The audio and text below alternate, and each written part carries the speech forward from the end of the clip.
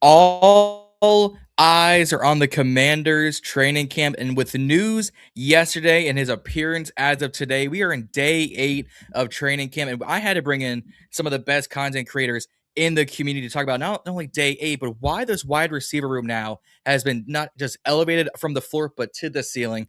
We talking about training camp. Let's just get into this.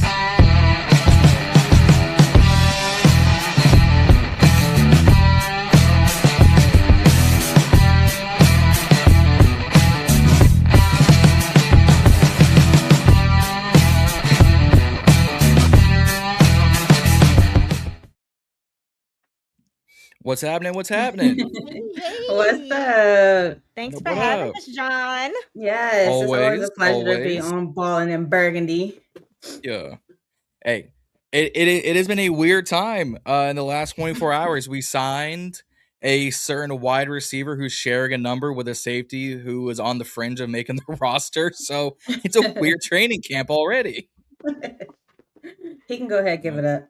I was like, Tyler Owens, just Yeah. give that up. Yeah, just go ahead, give it up. Tyler Owens went from 40 to 18, and I was like, fam, pick a number. And now he's gonna get like a 37 safety number. He's getting something real he's a bad. safety or like a linebacker number, because y'all know I've been calling that man a linebacker this whole time. Just let him settle in and give him a linebacker number. Might as well. It might as well. If he's still gonna be here, might as well. You might as well. I mean, I'll take him over. Yeah, just get off that. And Diggs ain't gonna pay for it either. Let's be honest, Diggs won't pay for it. I mean, he shouldn't have to. Yeah. That man's a vet. We got a celebrity on our team now. Diggs got to do to Tyler Owens what Devontae Adams did to Malachi Corley. Just go to the owner and be like, hand the number over, and we go into practice. Yeah.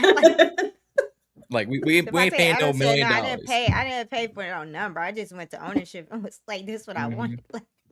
Yeah, he comes into practice with a bag of 17 grand, and Malachi's like, I need $1 million. Man, you off the roster. I will say people was like, I'm not with that number. He needs a single digit. But seeing him out there with side by side with Terry in the 17, and then him wearing the 18, I was like, yeah, I kind of like it. Tone in like, 14. I want him to keep 18, and like I just like it. I like it gives dynamic duo. Like it gives this is our duo. Batman and Robin. Y'all can debate who's the Batman or who's the Robin, but that's what it's giving. Terry seemed like he came in with a little. Did y'all see the one-on-one rap with Rasul? That was a good 50-50 he came rap. for it. Like I was like, I think the intent of the drill was like a leverage drill. So the corner won the drill on leverage. Like Rasul got him on leverage. Yeah. Like if that wasn't Terry and JD, that's an incomplete pass, or it's a ball that's not catchable, or it's a play that they have to go somewhere else. Like it's just. Yeah. I was like, wow, he did a really good on leverage. But then everybody was like, nah, Terry got that. I was like, no, y'all got it. Like, show me. I don't think he got his foot down. And people were sending me freeze frame. I said, screenshot. Oh, the foot down. I was like, all right, so then he possessed the ball. And then they were like, they possessed. But you got to see where Jayden placed that ball. Like, it was not, he placed it in a place where, because someone was like, well, he could have like turned his head to defend that for pass breakup. I was like, I don't think y'all saw the ball placement. JD placed that ball in a place where he would have to run through the DB's body to get to the ball. Like that is some elite level, like high IQ. Our quarterback is him, y'all. Like don't talk to me about my quarterback not being him, because look at this ball placement. Like you can't. It's going so fast, but the freeze frame shot. Like Terry got that. He got that ball only with Terry. Like some of the football players on the feed was like, nah, you right, Asia. He was like the receiver didn't open up the window in the route that he ran. He was like, it was the pass play that actually created the window. And I was like, all right, because I was like, but if you look at that and where the ball is, like, how is, even if Rasul Douglas didn't yield, because it's a leverage drill. Let's say if this is a live game rep and he stays in the frame there, he can't get to that ball. I was like, what is, like, that is, you cannot defend a perfectly thrown ball. That's not defensible, man. I was like, I was like, Terry is the toe tap king, man. His body control is ridiculous. People don't give Terry enough credit as one of them ones as a wide receiver, man. No, he made sure he was gonna get it today though. He was like, "Yeah, I understand we got Diggs, but let me show you still." It's still my show. Yeah, he's not gonna show. He's not letting Diggs just out. Like wide receivers got that ego in there. Like it's gonna be very interesting to see how Terry and his like demeanor changes with Diggs in that room, because you're not gonna let he just gonna. I think he gonna have Luke out there playing with a Luke out there. Listen, Luke's been bullying people. Yeah, he's out there bullying Mike. That's my son. I love it.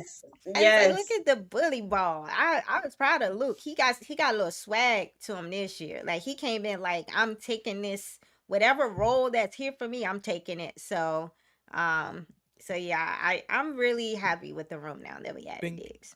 I am, and I have to say, like, I was that person. I was diehard going into it with the people that we had. I was rolling with them, but now we got Diggs, y'all. Like we got Diggs, y'all. I'm gonna stand on it. We top 5. Like it just having Diggs, Terry, Williams, Rashad, Bill, Chit, like these defenses that we're about to play against, their head's gonna be on a swivel. They're gonna be lost, and I cannot wait to see it. He said it in the presser. I respect what football players say about something. Like football, when he came in the presser, he was like, no, this is a room. He was like, you can't double team anybody. Like, if you double team me, I got Terry and Antonio. You see what he said about Antonio? He was like, number 14, he got a little game to him. He could hoop. Yeah, a lot of people sleeping on that little draft pick, but like he's taking him under his wing too. Thank God. Go ahead, Antonio. Go ahead. Soak it all in. So this is. I'm here for it. I'm looking forward to the Eagles game, man. Listen, I know they already on online talking about Quinn Mitchell gonna strap Quinn Mitchell can cover everybody. And I need them to learn the concept of man beaters. You think we about to let you come up and press man? What? On Terry? Okay. Nah, we in motion, baby. You can't press man. Yeah, no. Quinn gonna have to play some off ball coverage, y'all. Listen, that's not his bag. That is not his bag. So we gonna see. Nope. We gonna see. Yep. Not at all. No. Miss Erica already in chat saying, hey, what's going on? What's going on? Erica. What's up, Erica? What's going on? Daryl saying good afternoon. I wasn't here yesterday setting it up, and someone was already in the comments saying, I thought the stream was today. I was like, I'm so sorry, it's tomorrow. I was like, fam. I think it wasn't that. I think it was Merle. I saw Merle in one of ours. He was like, oh, I thought this was now. Yeah. They're ready. Like the fan base is excited. They are like into the content. They are tapped in. They are ready. Yes. We thirsty, boy. We are so thirsty. I know. I couldn't last another month without football. So the fact that our first preseason game is next week, I'm like, thank God, because I was getting antsy. I mean, I was hyped watching the game last night. I wasn't none of my team, but I was like, hey. Kings. I saw the tweets about that because I don't usually watch the Hall of Fame game. I would say it's a little too early. It's gonna be so sloppy. I just can't do it. Like y'all know, I'm a purist, so I be locked into the details of the game. I can't watch no third stringers if they're gonna be out there playing.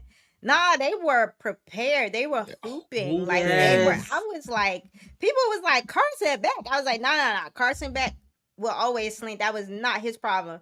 His arm arrogance is so crazy that his problem was he liked to throw the ball to like the other team. So yeah, bro, everybody live right now. Yeah, Quinn. they were throwing it all over everyone is live. The three of us, Rio. I know you be on all the lives. Like, it's like you are a supporter. So I know you probably popping through everybody's lives to leave a comment. Thanks for popping in. Yep. Appreciate it. Appreciate it. Live hopping. Yeah, we have the Hopium. Off the Hopium. Yep. Yeah, like can you pull his comment up? Cause he been on my YouTube talking about this room. How you feeling, man? You feeling much better about this room? You feeling better? Everybody should be at this point, though. I mean, even the people who were with it for another piece in this room. Like Yes. This is I mean, I didn't put River Craft on here because I'm not making room for River Craft. So this is the entire wide receivers room. It just makes sense. Like everyone feels like they're slotted in their right spots now. Like I feel like before we were bumping people up, right? We were like trying to bump the floor up to help raise the ceiling. And now that we've added Diggs, it's like the ceiling is raised, right? And everybody gets to get bumped down to roles that just fit them so much better. Like, yes, I believe them when they say, when they were in the pressures going, we like the room, they were in the pressure saying they like the room within the context of knowing that they were working on bringing Diggs in. So people was like, what y'all mean you love the room? But like, remember in one of the pressers, AP was like, we love what we have in the room, but we're always open to making additions and making improvements. And everybody just ignored that part and was like, what do you mean he loved the room? Like, I was like, y'all calm down. Like, it sounds like it sounds like they love the guys they have in the room, but they open to making ads. And it sounds like they've been working, it's been Diggs the entire time. Probably right around when they figured out that this I kept telling people, I was like, they're tapped into that 49er situation more than we are. Like, they know people, they are friends with people in the 49ers. You think John Lynch did tell AP, we not releasing this dude? Like, they are friends. They probably was like, nah, we not releasing him. And so AP was like, all right, we gonna move on. So I think they were always looking for either a Z, because if you look at the type of wide receiver that Dobbs is and the type of wide receiver that Alec Pierce is kind of a go ball, take the top off. So you could have slotted him in as the Z, and then you could have used Terry as kind of the movable piece from the X to, and it looks like Treylon is the X, even if he's not commanding targets. Because people got to realize the X is just how they align in the formation. An X receiver tends to be a big body receiver that, lines up more closely to the line that can take on press man coverage. So that's why I was like, you got to have a big body receiver for that. So it sounds like they have been kind of like in the alignment. He's always out there, and people were freaking out because he's running with the ones. He's lined up as the X.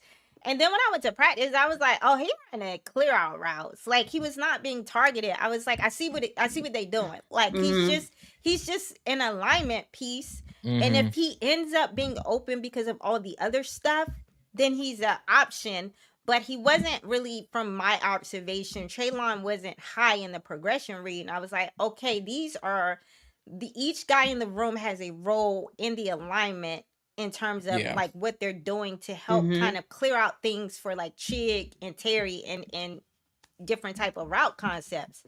So when I went to the practice, it felt like something was missing, right? I was like, because I was going to practice looking for Antonio Williams to be in there working the slot.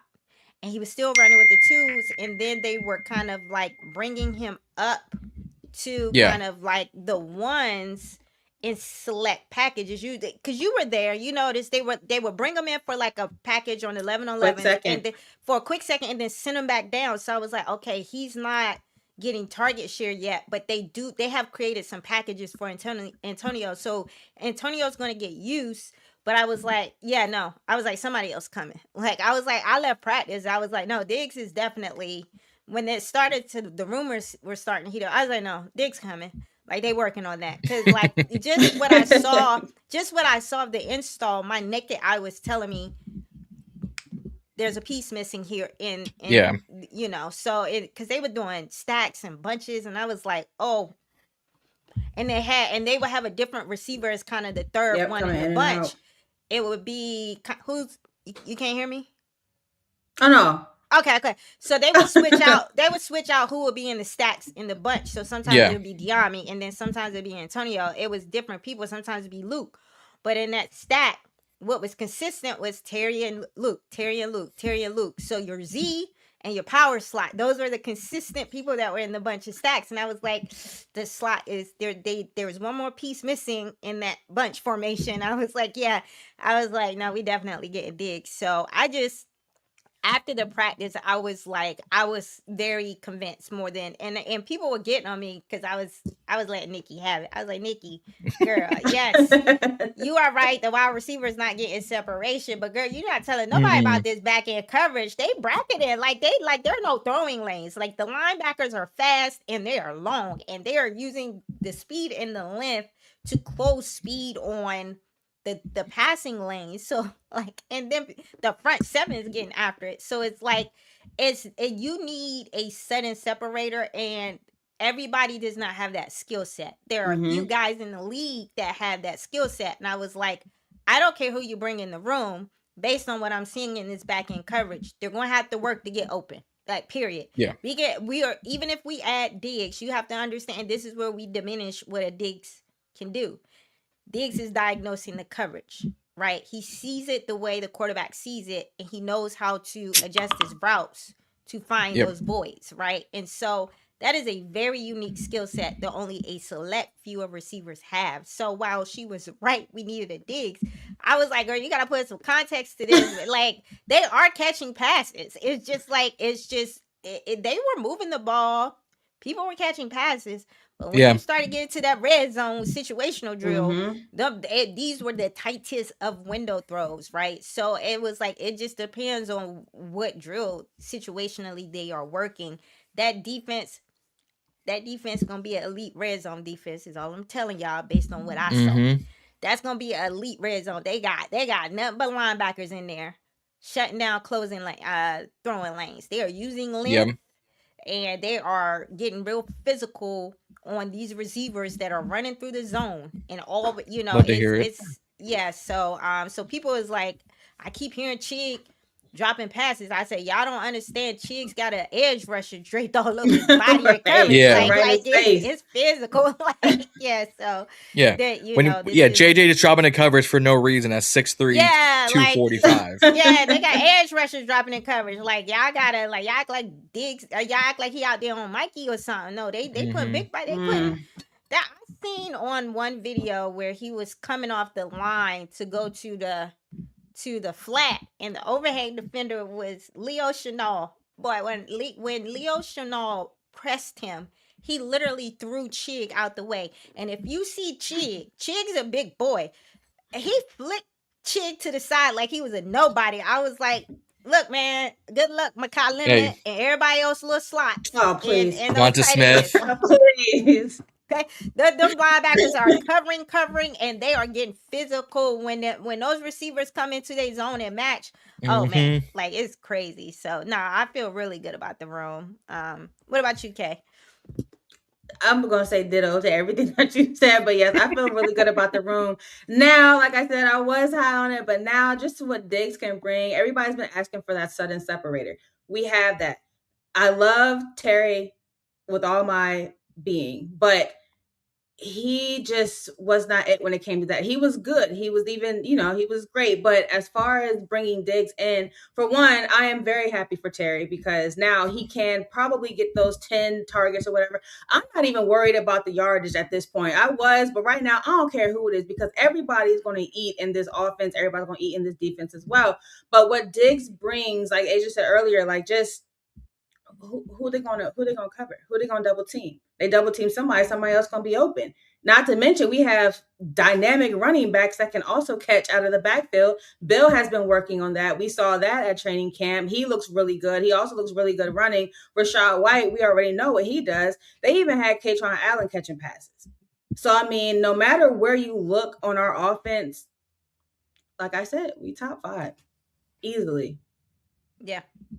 No. Yeah. As someone who laid my eyes on the offense, they had Kaytron Allen getting busy in the pass game. I was like, oh, everybody is going to get some of this. They are like you're not. The way that he has this scheme working, they were working the concept. Now, I'm not going to get into any details, but just to give you an idea, they were working the same concept in terms of alignment, right? But the pass catcher was a different skill position out of the same concept. So they ran the concept, and then it was Terry in the same route concept, Terry, and then they ran it again, and then it was Kaytron Allen in the same route concept that they were working. So, and then it's multiple tight end looks. It's like, it's going to be so confusing for the defense. Like, you don't know. He's making different things look the same. And so they are going to work a concept early in the game and trick the defense to think that this is the look. And then they're going to later on, when the defense sees the look again, he's going to run a totally different concept out of it. Like, I was listening to an interview where Antonio Williams, this is another reason why they're being careful with him and taking their time, because he was like, yeah, just the play calling system, I'm not used to it. They don't huddle up in college, right? It's like a one read scheme. And so it is the verbiage. It is especially at Clemson. A lot of the things that Antonio Williams, the reason why they're taking their time with him, it has nothing to do with how he plays on the field. It's the playbook. My understanding is this playbook is a lot offensively. It's a lot of plays. This ain't Cliff's playbook. And so it's a lot that the young man has to kind of like get a handle on in the playbook. He says that the play call coming in, it's this long terminology, and sometimes within that terminology, it could be two concepts within one play coming in. So there's like JD can check out of one play based on what he sees in the defense. He's more prepared to do that at the line of scrimmage, because in the play calling, he's getting two options every single time out of the alignment. So yeah, that's not something Cliff's scheme did. Like, Cliff's scheme was like, this is the play, and if the play breaks down, you got to tuck and run, Jayden. Like, so turn into a running back. Yeah, this is you're SOL. This is a big boy NFL style offense, and so I do like that I need to tell people, do not be alarmed at the fact that Antonio Williams, they have him on a pitch count and they're slowly ramping him up. It has zero to do with his skill set, because I laid my eyes on that young man. Oh, yeah. He is cooking. He's cooking the DBs on the twos. Like, he's wide open every single time. Like, his route running is he's smooth. But I think it's more so the playbook, and just let him not be overwhelmed with the mental aspects of the game with doing too much. So I had I think people were just kind of freaking out that that draft pick is not really him, because why is he not playing? And I'm like, no, they're doing right by him. I think they rushed a lot of draft picks development in the previous regime, right? Like, specifically on the defensive side of the ball, we were seeing that with Mikey, where maybe they needed to make Mikey earn that starting DB role, but they had no other people in the room, so they just threw him out there. And now that there's more competition in that room, but I don't want to get ahead of myself on your stream, John, if that's something you're going to tee up later. Oh, you good? But yeah, the folks are in the chat, so yeah. Now I don't know. They are. Yeah. Josh in here talking about something, y'all blessing his drive home. Hey, shout out to Josh, man. Shout out to Josh. Yeah, nice. Hey, Josh. I saw Josh out there too. Josh be out there like a sideline reporter. Go sub Josh up.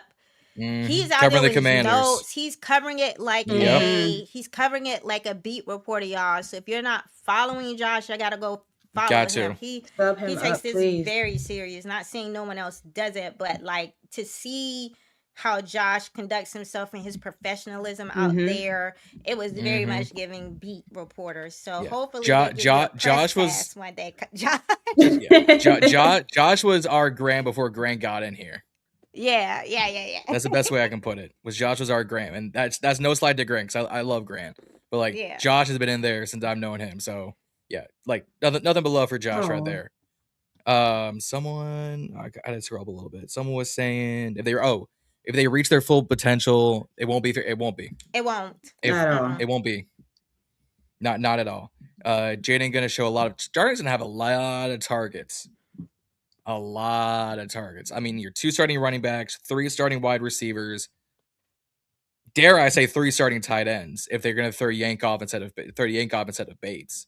Like, a lot of options. I would need to see more from Yankoff, though. I know he's having a pretty decent camp, but I would need to see a little more. They're hyping it a little bit. I was in there. Ben Sinnott is in there on every play. Ben Sinnott is like, every time I look up, I'm like, I gotta learn these numbers. It's like that Ben Sinnott? Is that Ben Sinnott? Ben Sinnott. That's Ben Sinnott on that play. oh, yeah, Ben Sinnott on the play. It's between just based on what I'm seeing. What happens is Cager and Yankoff makes a very highlight reel splashy play, but they're not getting target share. It is still Chig and Ben within the scheme, and Ben is having himself a good camp. So for all the Ben Sinnott doubters, Josh, we'd love to hear it. Like when they be tallying up stuff at the end of the day, I be like, yeah, Ben Sinnott was one of the leading receivers. So like, let's go, Josh. So y'all know. Let's go, Josh. Yeah, Ben Sinnott out there catching that ball, y'all. it's Chig. Gonna buy me a Sinnott jersey if y'all not careful. Yeah. Y'all not careful. But yeah, I was there. I didn't see much. I mean, I get it. Yeah, he's had some flashes, highlight clips, cool. But when I was there, I didn't see much from Yankoff. It was all Ben. So if he's gonna be number 3 or whatever, yeah, I need Yankoff to do a little bit more. I agree with you. I'm with you on that one. Maybe we'll see more in preseason. I don't know, but Ben just seems to be an intentional piece in the offense. And they moving them around. They had in one power, like this was one play in the red zone. They were drilling it. When I saw they put Katron Allen in there and they had moved Ben in as a full, he had his hand in the dirt. I was like, oh, we are good. We running some different stuff. Like they had Ben in there. My man was back there in the power look with his hand in the dirt. I was like, "This is what I'm talking about." Yeah, come on. David Blough is in his Duffy. Like he in his bag. He's in his go yard bag. And it just shows that like David Blough has come in. He's learned the players. He's learned their skill sets, and he truly knows how to utilize them.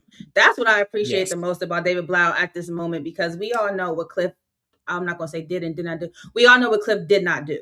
So to see David Blough kind of come in and correct that and have his own little splash of flavor to it, I didn't see a single thing out of anything they were doing that made me question, now why are we doing this, David? Like even when Lane was getting looks, Lane was getting looks that made sense for Lane, right? I did not see Lane lined up out wide trying to be an X receiver, trying to beat the corner. Like Cliff used to do that last year. I was like, what are we doing, man? He can't separate no hands. So what I mean, we were also running Chris Moore, Robbie Chosen. So we had to throw some. Chris Moore had the best catch last year, so that goes to say a lot about our season last year. Chris Moore, Treylon Burks, Lucas McCaffrey, like the 3 best catchers, highlight reel wise. Lukey Pookie, Christopher Moore, and Treylon Burks. Cliff's whole playbook was get in where you fit in, bro. Like that was his philosophy. Hey man, I'm not changing nothing. So figure it out.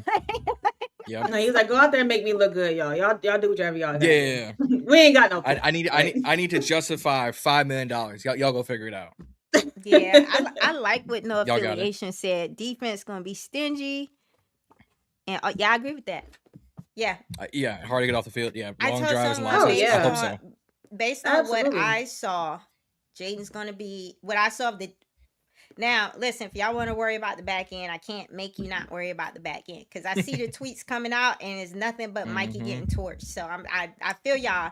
But the back end, the corners ain't the main character. Like all the linebackers getting interceptions and all types of stuff. I'm telling you, the linebackers are the main character. The safety and the linebackers are cooking in coverage. So that's Mikey's only saving grace, though. Yeah, that's his only saving grace. The corners, they hide in them corners, so I would not be too alarmed by that, because it comes and goes. Like Rasul's looked pretty good. Fred Davis had the pick on Mariota earlier today, which I have him as my corner 6 making the roster. Is UDFA, but it's like the guys we're looking for, they are it's the lower charts, like you were saying earlier. Fred, Rasul, Amik.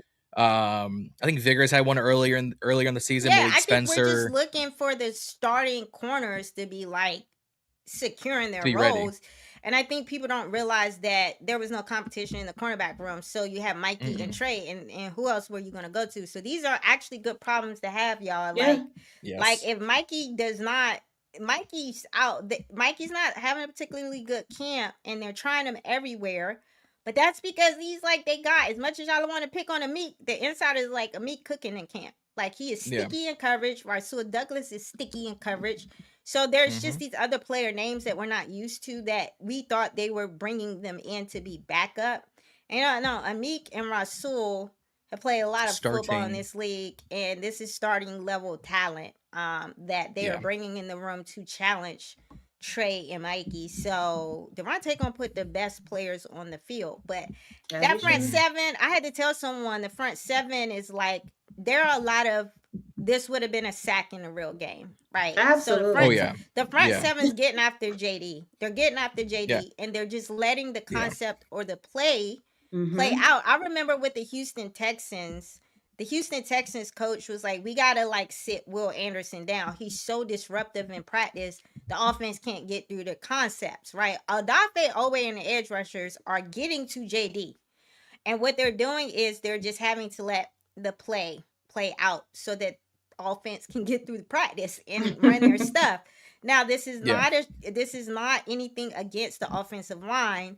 Gotta understand, this particular front seven, it's a heavy front, it's mug looks, it's a lot of blitzing, it's a lot of stunts. It is not made, no one's offensive line is going to hold up, right? So and so it is you got to get the 1, 2, 3, get the ball out. That's just how quick this front works. So the front is very disruptive. So that's going to give the DBs some time. But I know y'all see the reports. JD completed this pass. JD completed that pass. I'm also seeing other people is like, yo, Odafe Owe was in JD's face when he threw that pass. Or like if JD didn't slide Joseph's out the way, he would have been sacked. I would say that when I was there, I saw Caleb getting to it, especially when I was there on Tuesday. He was, like you said, that would have been a sack. And Jayden was getting the ball out. You know, he's doing good, getting it out quicker. But Caleb was right here, staring Jayden in the face. So the defensive front is definitely going to get to it. I'm still concerned about our center position. I'm not gonna lie. The O-line, Tunsil, Cosme, Josh Connerly, I heard that he had a better day. But it's just the center position for me. I mean, hopefully Good Jones gets better or, Nick Allegretti comes back. But he was getting pushed to and fro. Yeah. So I think we need to adjust that. Yeah, I don't know if the adjustment is getting enough of Julius. Everybody's like, where's Golden getting in there? We've seen enough of that.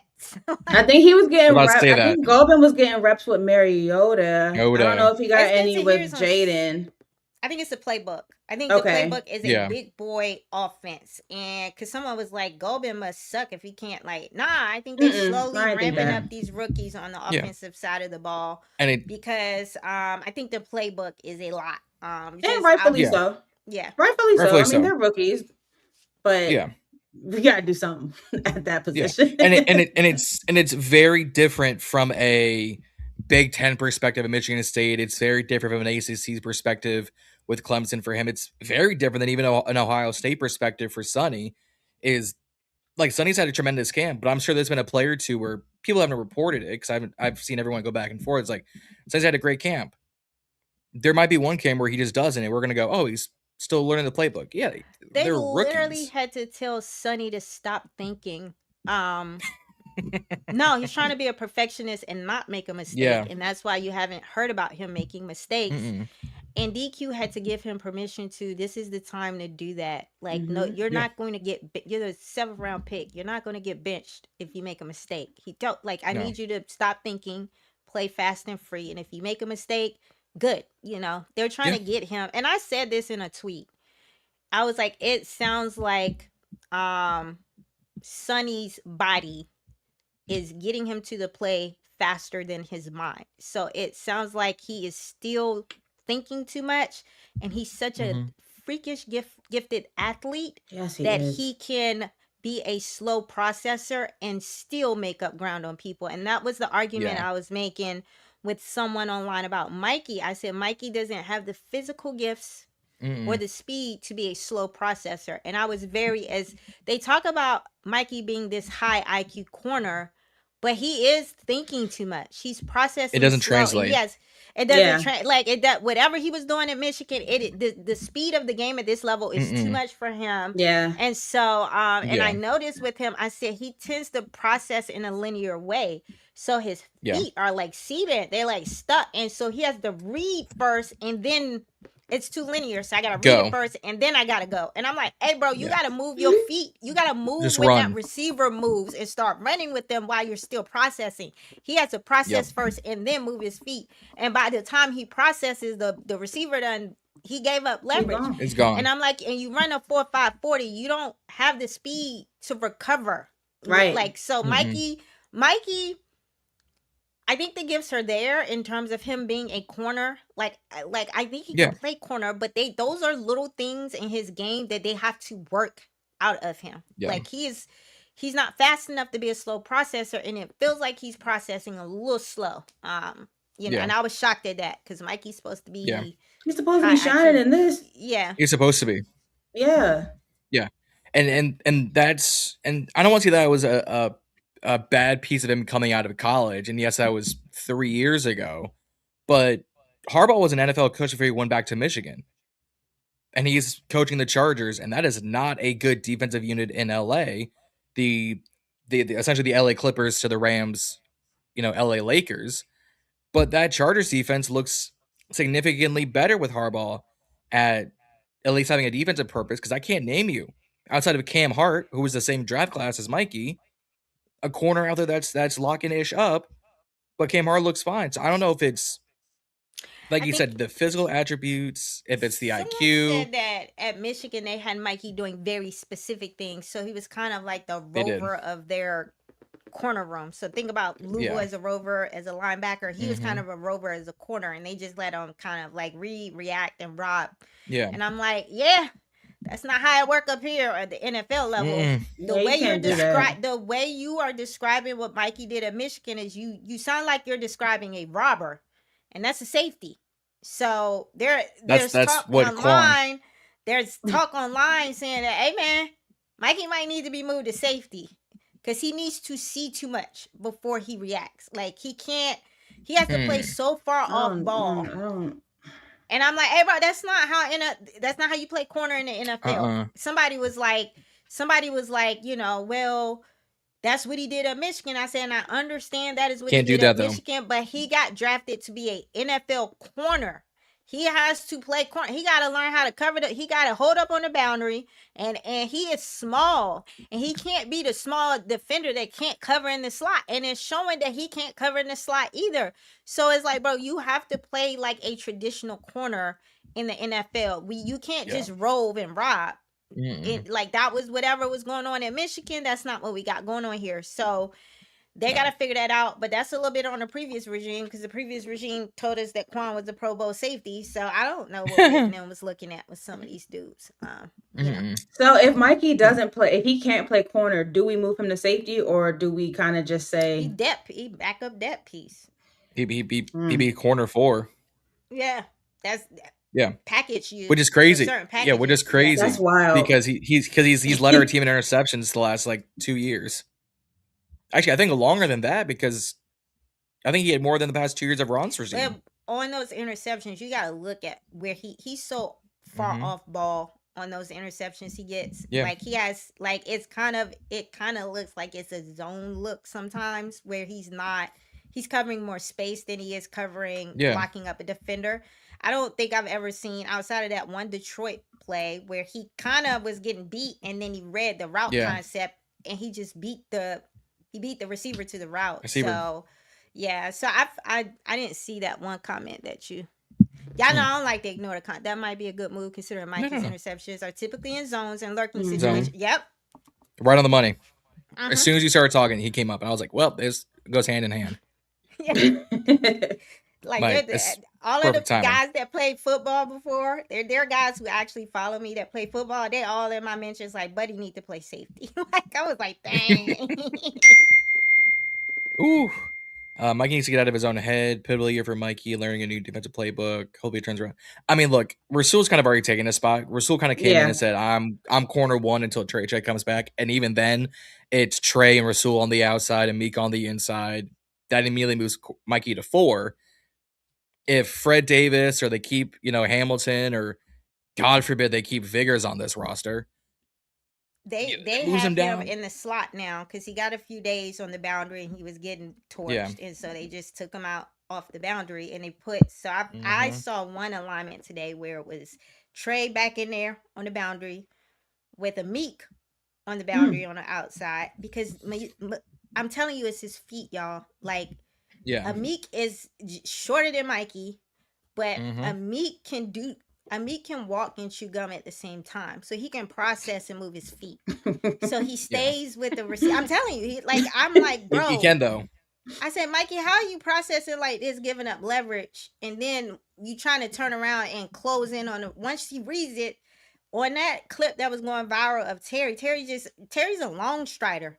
Terry took 2 strides and he was behind Mikey because Mikey got his head in the backfield trying to read it. And then once he figured out what the route concept was, he was like, late. Oh, and he turned around. And now you can only do that when you got closing speed. Mikey don't got no closing speed.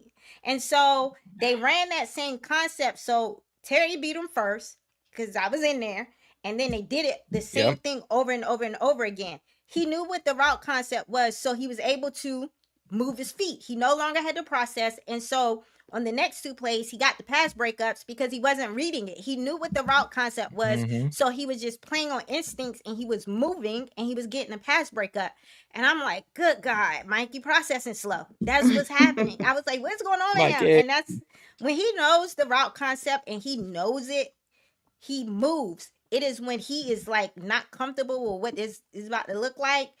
He is like, oh, okay. And then he's moving. I'm like, Mikey, you run a 4.5 40, bro. You can't do that. Like, I'm sorry. No time to think. And Meek, he switches those hips. Like, he flips his hips too. Like, a Meek, when he flips his hips, like, y'all gotta see a Meek's workout drills, bro. It's crazy. So. Well, even I'm gonna pull it up real quick. Even to the battle he had with Luke earlier today. All right, first, like, we'll run through this and make this full Earth screen. All right, first rep, get physical, and all right, nice PD. Got there early, great. Second one, Luke gives a stiff arm there, and he's gone.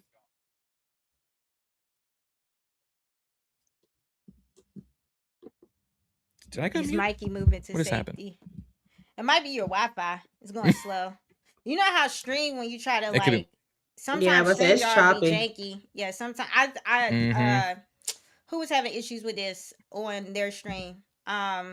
Louis T was having issues getting videos. I think StreamYard got some janky stuff going on, but always. But yeah, no, I think it's something they got to fix something in his technique. No, Mikey's not moving to safety. We're recommending he move to safety because he functions like a robber. He's better as a robber. He can't he can't flip his hips and his feet are slow and he processes slow. Like, bro, like Amig with a wiggle in the hip is crazy. Outrageous. Good Lord. Ball skills. Yeah, I like what Queen Heritage said about him. Mikey was good at studying offense and reacting before they move. Like, I agree with that. Once he has a handle on what he's seeing, he's good to go. But that's you're gonna come up against. So I think he'll do good in division games because he'll have folks' tendencies pegged. But in the games where he just guessing, that's where he gets in trouble. Well, and they're gonna pick on that, like they did at training camp. They're gonna keep picking on him. Yeah. Yep. Yeah. Yeah, his ball skills are too good for him not to be playing play. And he dropping interceptions, bro. Like he done dropped 2 interceptions in camps. I don't know if his hand's that good. Like we got linebackers like got interceptions. Like Ali Cajo got a pick. Cam Majano came in right off the PUP list or whatever list he was on and got one. 2 games in, got one. Rasul Douglas was coming off the street, got his hands on the ball. Like they keep talking about like and Fred Davis is a fresh pup and has got 1, if not 2 already. Malik same thing. Spencer has 2 interceptions. Everybody getting their hands on the ball. Mikey been dropping them. So I hear they got him back there on punt returns. Maybe that's giving him an opportunity to kind of like we've seen that already. Hands. But I don't think they're going to use him as I don't think they're going to use him as a punt returner. I think they're using the punt return drill so he can work on his hands. So he can just work on getting his hands on the ball. Like, because it's like when you think about a punt returner, the ball is coming from a certain angle. Like it's like what do we call? It's not easy. We call a deep ball coming from a quarterback? When a quarterback just throw a Hail Mary deep ball, what do we call it? We call it an arm punt. It's an arm punt. So I think they working on him back there so he can work on his hands. But I don't even think he got the best hands on the team because he keep dropping stuff. No. And that's crazy because I think Mikey's in his head. I think Mikey is in his head. I think his confidence. I think him and Quan are in the same place right now. And I think Mikey has such tenacity and go-get-itness that, like, he responds to coaching differently than Quan. I said this. I said they got Quan relegated to the second and third string. I ain't see. Did you see him with the ones, Kay? No. Okay. Not at all. Not at all. I ain't see no Quan. Like they got Tyler Owens running with the ones, y'all. So very clearly, I was like, Quan did something to piss the coaching staff off. They give him no burn with the ones. They giving everybody burn with the ones. So that's fine. And I haven't heard that he's had any since then either. I don't think Quan. I think Quan's mentality is just a little weaker than Mikey's. I think Mikey is coachable. I think Mikey takes the feedback a little differently. So even though Mikey is kind of struggling, I think Durante likes him. Yeah. I think Durante wants to give him every shot that he can to have an opportunity to win this starter role. I think maybe Quan just in the OTAs. I feel like he also, from an IQ perspective, and this is where I told people, I was like, hey y'all, when I'm wrong, I'm wrong. And I'm gonna have to come through and say I was wrong about Quan. I think they wanted to find a way to use him in a new scheme. And I don't think he was able to pick up the playbook. I think that's what the busted coverages is about, is I don't think Quan got it upstairs to play free safety. And I think that's what this is about. Because I see Will in there and I see Revo in there. Well, and listen to how complicated it is too. I mean, it's been a couple of players who've said that, like, you know, it's a lot. I mean, and these are players who, you know, you would think that, like, okay, you guys gonna pick it up real quick. So that's probably the only reason they've been treating Quan like that. Because like you say, he's not picking it up. And I mean, if you have others that are, and it's complicated, then we're gonna keep rolling with them, and you're just gonna, you know, be the child left behind. Yeah. Which is crazy, because they had high hopes for Mikey, and we had high hopes for Mikey, and he comes in and ain't looking good. Same. I mean, granted, I was on the Quan get out of my building bus from the off season. So if Quan, can you pull up that one? Because I had a thought here, and I want to take the time to beat up on Joe Witt here in a minute. If Quan not good enough, then it means we've significantly raised the floor of the safety room. I want to agree. I also think this scheme leverages athleticism and hybrids. And I want to talk about one Tyler Owens, because y'all was trying to tell me, Tyler. I'm like, that man ain't no free safety. And what did I tell y'all? I say that man is a hybrid. He's a linebacker. And they got Tyler in there. They got Tyler in there getting linebacker snaps and linebacker alignments. They got Tyler in there at the line of scrimmage looking like one of them Kane Madrano, Sonny, backer safety hybrids in the coverage. And I was like, oh boy. I was like, it might be over for Quan, because this entire scheme leverages hybrids. They leverage the safety hybrids that have linebacker bodies. I mean, isn't that what we saw out there, Kay? It was big boys out there. All big boys. Big body Benzes. Yeah. All out there in the front.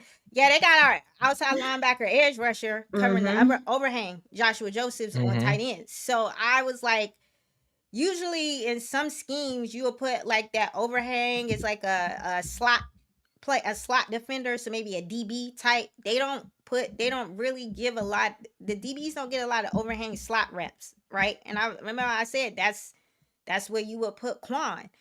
And so he has to get a handle on being a post safety so he can get some looks in the scheme. And I think he's still looking lost. He don't know what his coverage match is. Like, he can't figure out it's a match zone, and he don't know who he's responsible for, and he's picking the wrong coverage every single time. So that's why I don't think they trust him, because he can't read offenses and he doesn't know what his, like, you have linebackers and edge rushers that have a better understanding of their zone match. Like, you have Leo Chenal handing I've seen Leo Chenal and Joshua Joseph's edge rushers reading the one, handing the one off, and still handling the two on their coverage. And I saw the same thing happening where it was a simple hand off the one, Quan, and he picked the wrong one and left, and he got burnt by Katron Allen on a pass play. Quan Martin got burnt by the rookie power running back in a pass play. Hold on, let me see if I can find it. You define that. He knew he messed up. So that's all I'm saying about Quan is like, bro, you are the wrong type of tweener. Like, you don't have to, like, you are a safety tweener with a DB body. And that scheme don't even leverage that. So you got to give us some post reps, man. You got to be able to cover in the post. He can't. So that's what's going on to Quan. Oh, I think the Commanders posted it earlier in the week. I forget it's already Friday. Like my days are all over the place because I know exactly what player you're talking about. And he said JP just said he saw one formation with 4 No, I'm telling you. Devontae, he just God, they be giving it up. They mad at us filming at the thing, but they giving up all the formation information. Play by play. Well, we got such and such lined up right here. Yeah, I said it. I said I don't know what the coverage is because you cannot tell what the coverage is on the back end because he got like a bunch of linebackers and safeties, and then you like, is this cover 2, 3? What we doing? Like. So it's gonna be fun to watch. See, you see him and like coming in, like it's like, yeah, bro, that was your assignment. Like what were you reading when you didn't pick up on? Yeah. And you see Will Harrison. Because here's Quan. Yeah, and then here's McGee too. So he's running with the 2s. There's Newton. I don't know who Big Boy is right there coming into play. 90. I don't know who 96 is. So it's not clicking for Quan, pretty much. It's not clicking. Yeah. It is not. Katron's coming out swinging. Katron's swinging left. Quan's going down to the right, and then free touchdown. And you can't even make up for that. How you blow a coverage on a running back?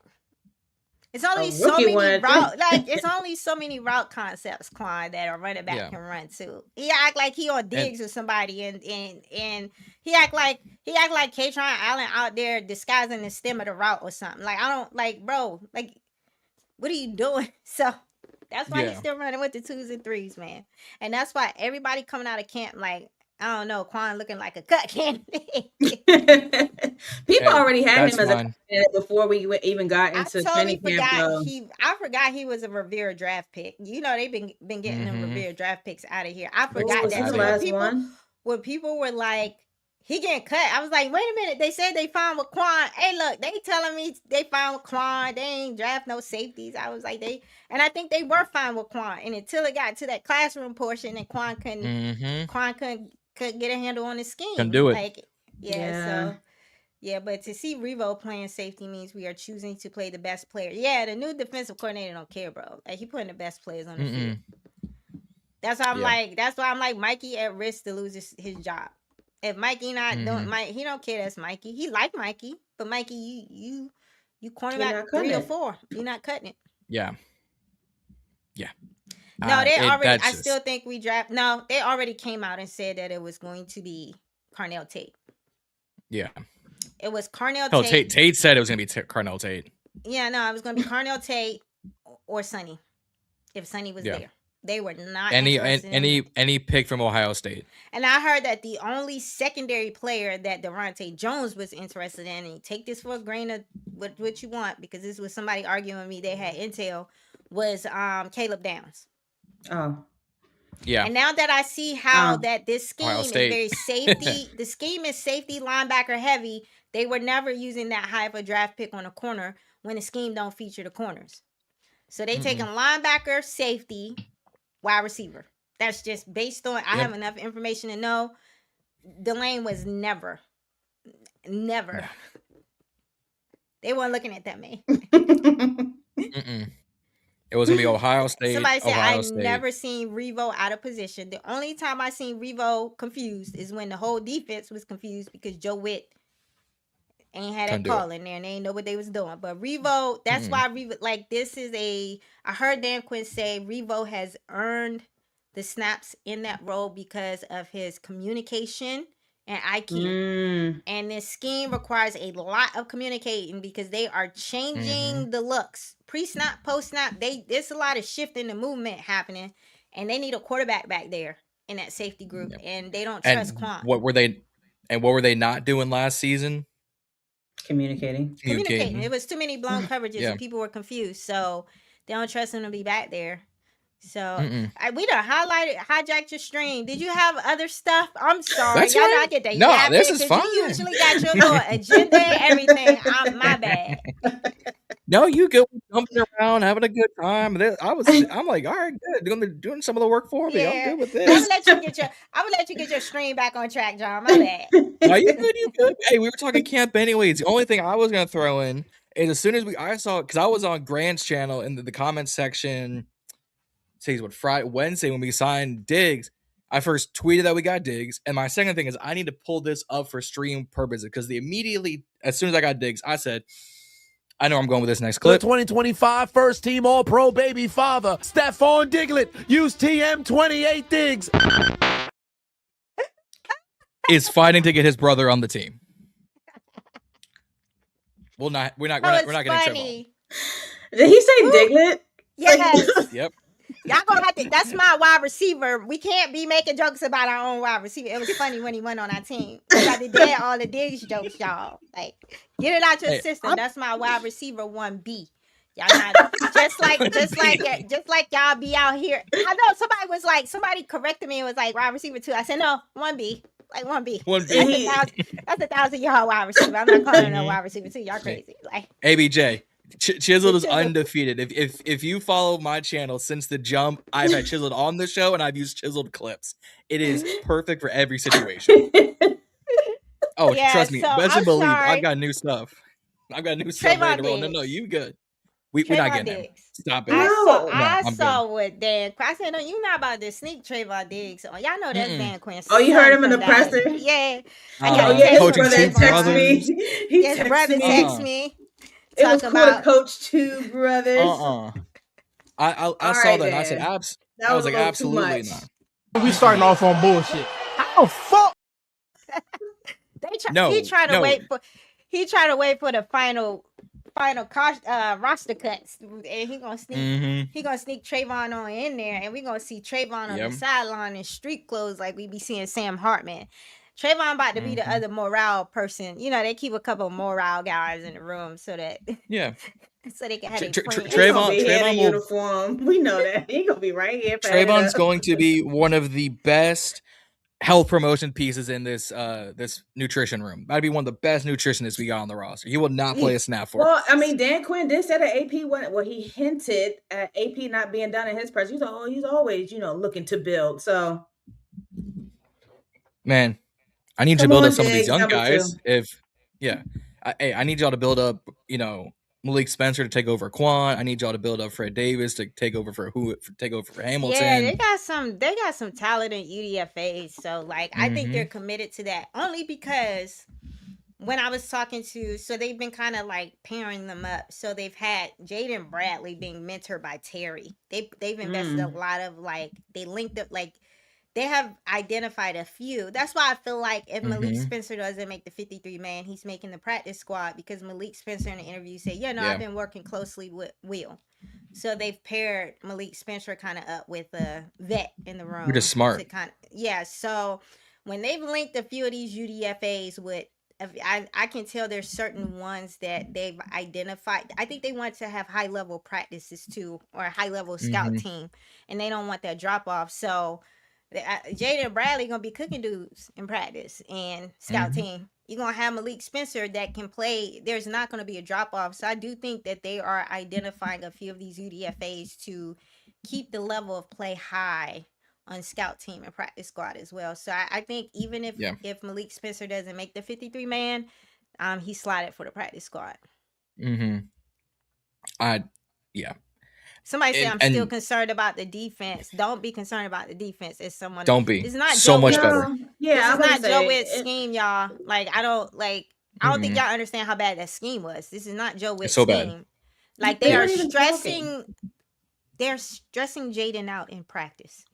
They're Jayden getting chippy. He get as somebody who's in practice, they on their man body. Jayden's release. He did something with his release in the offseason. What y'all are seeing in these clips is just Jayden is an elite quarterback.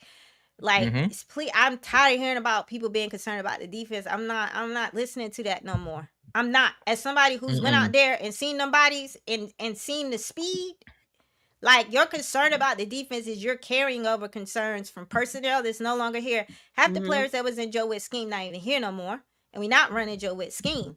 So that whole front seven is totally like revamped. Like, so and they running that whole scheme is the Viking scheme. For people who was like, we don't know if he's running the Viking scheme. No, I put my eyes on it. It's the exact same scheme the Vikings running. And you know who else run the Viking scheme? Nobody else. Vikings are the only one that run that scheme. They've been cooking the NFC East with that scheme. The NFC East like 0-3 or 1-3 or something against the Vikings. We got one. So we got us one in a defensive coordinator in the players. Like, this is some of the, I can't even describe the speed I seen out there. When I say them that we got a bunch of get offs. Like the get off speed of these edge rushers is like Odafe run a 4.340 as an edge rusher with a 6'10" wingspan. Like, bro, yeah, you can tell. That's just on one. That's on one side. Then you got Caleb Chase on with his like. They using him in studs. They lining Caleb. I'm not gonna give it away. But where they lining Caleb up with some of these defensive tackles, it's gonna be mayhem. It's gonna. And we still got JJ. And we still got Joshua, Wise. Like, the defense is so good. Joshua Josephs is the flasher, and everybody like, hey man, I seen Joshua Josephs. Watch out for JJ. Like on a rep. I put my eyes on a rep. I seen Joshua Josephs on a rep with Josh Connolly. Josh Connolly is a decent. This ain't nothing against Josh Connolly because he out there battling. He listen. He had a good. I see a lot of good rep from Josh Connolly on Odafe. Good rep from Josh Connolly on Joshua Josephs. But what I saw with that 7-foot wingspan on that get off, bro, Joshua Josephs had his arms locked out so bad. And I saw Josh Connolly trying to get his hands on his pads, and he couldn't do it because my man, 7-foot wingspan, the offensive tackle cannot get his hands on his pads. And then his get off is his get off is crazy. Like, he's fast. So I'm just telling you, y'all need to be like, we gotta let the whole defense situation from last year go. Like, I just think that's disrespectful to the new players we've bought in. And it's disrespectful to Devontae Jones that y'all not giving this man credit and what he can do with his pen. I seen it. I put my eyes on it. I'm not even like, don't be concerned about the defense.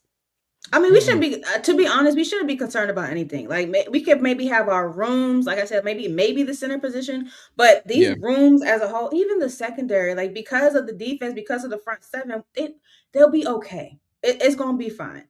And it's, I get it though, because we're not used to this as fans. So some people can't like wrap their mind around it. And I get it, but we can't talk negative about it. We got to embrace it. Can you pull up that comment that says DQ's defensive scheme is a selfish scheme? It's a selfish system. This not an ISO hoops type of defensive scheme. This scheme does not rely on individual talent to carry it. It is all the scheme. It's the schematics, right? The back end coverages is zone, and he's scheming up within the alignments in the zone. Everybody's bracketed. So he schemes up like double teams and kind of like how he aligns the players. That's why you see a lot of big body, fast linebackers and safeties out there. They are clamping down, using their speed to create tight windows throws. It's a lot of length and speed out there. There's no Jayden is just so, I'm telling y'all, Jayden is one of the elite quarterbacks I've ever seen. Like, some of these throws are like tight. They tight. I'm like, I don't know how he got that ball in there. The velocity on the ball is getting the ball on people's body. It's not because there's a lot of space. He is such an accurate quarterback. He's such an accurate quarterback, and he has a quick release on his throw, and he has velocity to get it into tight windows, and he is making the defense work out there because there's not a lot of throwing lanes, and there's not a lot of grass with the speed that's out there. So, like, I saw it with my own eyes. But this is not an ISO hoop type of defensive scheme. So this is not a scheme that relies on an individual on the second level to play at an elite level. It is everybody manning their assignments. And if you man your assignment, the schematic design is going to get you a one-on-one. It's going to get you to the quarterback. It's going to keep the cornerback off the islands. It's going so that is the type of scheme we talk about. So that's what I'm saying. Don't be worried about the defense, because the defense is not, the talent level is way better than what we had at Joe Witt's scheme. So before I even make the comment I'm going to make, let me just, this talent level wise, this is a very, the talent level, I'm just saying, is there. It's way up there. It's way up there. Even with the talent level being way up there, it's not a scheme that asks any of the talent to do anything or play ISO hoops in a defensive scheme. So it's not a talent that asks the corners to be strapped lockdown corners. It's zone. They just ask the corners, can you read your concept? Can you hand off and can you match to the right? You know, that's all it's doing. The whole front seven is like, I saw a interview with Javon Kinlaw. Y'all know Javon Kinlaw as an interior lineman draws so many double and triple teams with his body type. Javon Kinlaw said, in this spot, everybody was worried about our offensive line. I was like, hey, don't even be worried about it, because we're not going to see a defense like this until we play the Vikings. So don't even worry about it. And I don't even think the Vikings got the talent level we got. Like, they don't have a talent level. No. Javon Kinlaw said the double teams on him in this new scheme are not holding up, because the linebackers are spilling into the lanes and gaps so fast that the offensive linemen can't think. So they got to disengage from the double team block on him and handle the gap penetrators, because the gap penetrators are just that fast. So all of our big boys on the interior line, that's usually, we used to, Javon Kinlaw having people draped on him and having to eat gaps, bro. Like, he's like, I'm so used to having just to eat the double team so my guys could get off. He's like, I ain't never worked in a scheme where the double team is not holding up on me because the linebackers are spilling the gap so fast. So don't worry about the defense. That's all I'm saying. Don't worry about it. Somebody said, Lord have mercy. Joshua Joseph's don't play with his food, y'all. He don't play with his food. He don't care if it's first team, second team, or third team. He play the same way. Like, he does not, that young man don't play with his food. And what's crazy is we're just getting Trey AMOS. We're just getting Dorrance Armstrong. We're just getting Dietrich Wise back. I'm not saying this as a bad thing. It's just because how much we're hearing the young guys. We ain't hear much out of Charles Nwenu. We ain't hear nothing about Javonte Jean-Baptiste. They said Charles Omenihu. Jalen said Charles Omenihu had him a day-to-day. He was like, I wasn't expecting to see that, because he plays on the interior. You know, interior linemen don't get. They don't people get sacks, and it's like, hey man, get the big boys on the inside. So like, whenever you see a linebacker blitz, y'all gotta we gotta start crediting the interior line. They keeping them backers clean, man. I mean, I think so too. I think Jalen Hurts is a slow processor. They're gonna first of all, it's all zone coverage on the back end. Jalen Hurts can't read zone coverages. He's gonna be holding that ball. The front seven I think he's gonna be in hell. I think Jackson Dart gonna be in hell, because he that too. You know, is that my phone or someone else? No, sorry. I think the only one is really like in the division is Dak. I think Dak is a very good quarterback that can handle himself. But I think most quarterbacks not going to be able to handle this system. This is a system that really it's going to take some elite quarterbacking to kind of like really handle it. You are going to panic. The speed and physicality is just so much. Hey man, they are pulling up on these.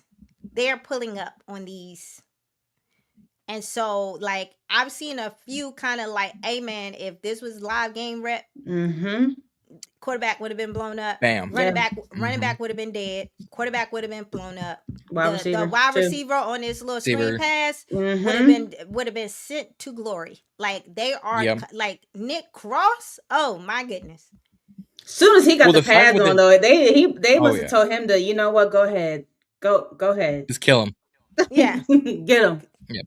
Well, the fact within the first 2 days, there were clips of Sonny Styles blowing up Bill, blowing up K-Tron, and those running plays off rip, and we were saying, oh, we just get into pads, relax. Yeah. So Sonny, this thing is scripted a little bit.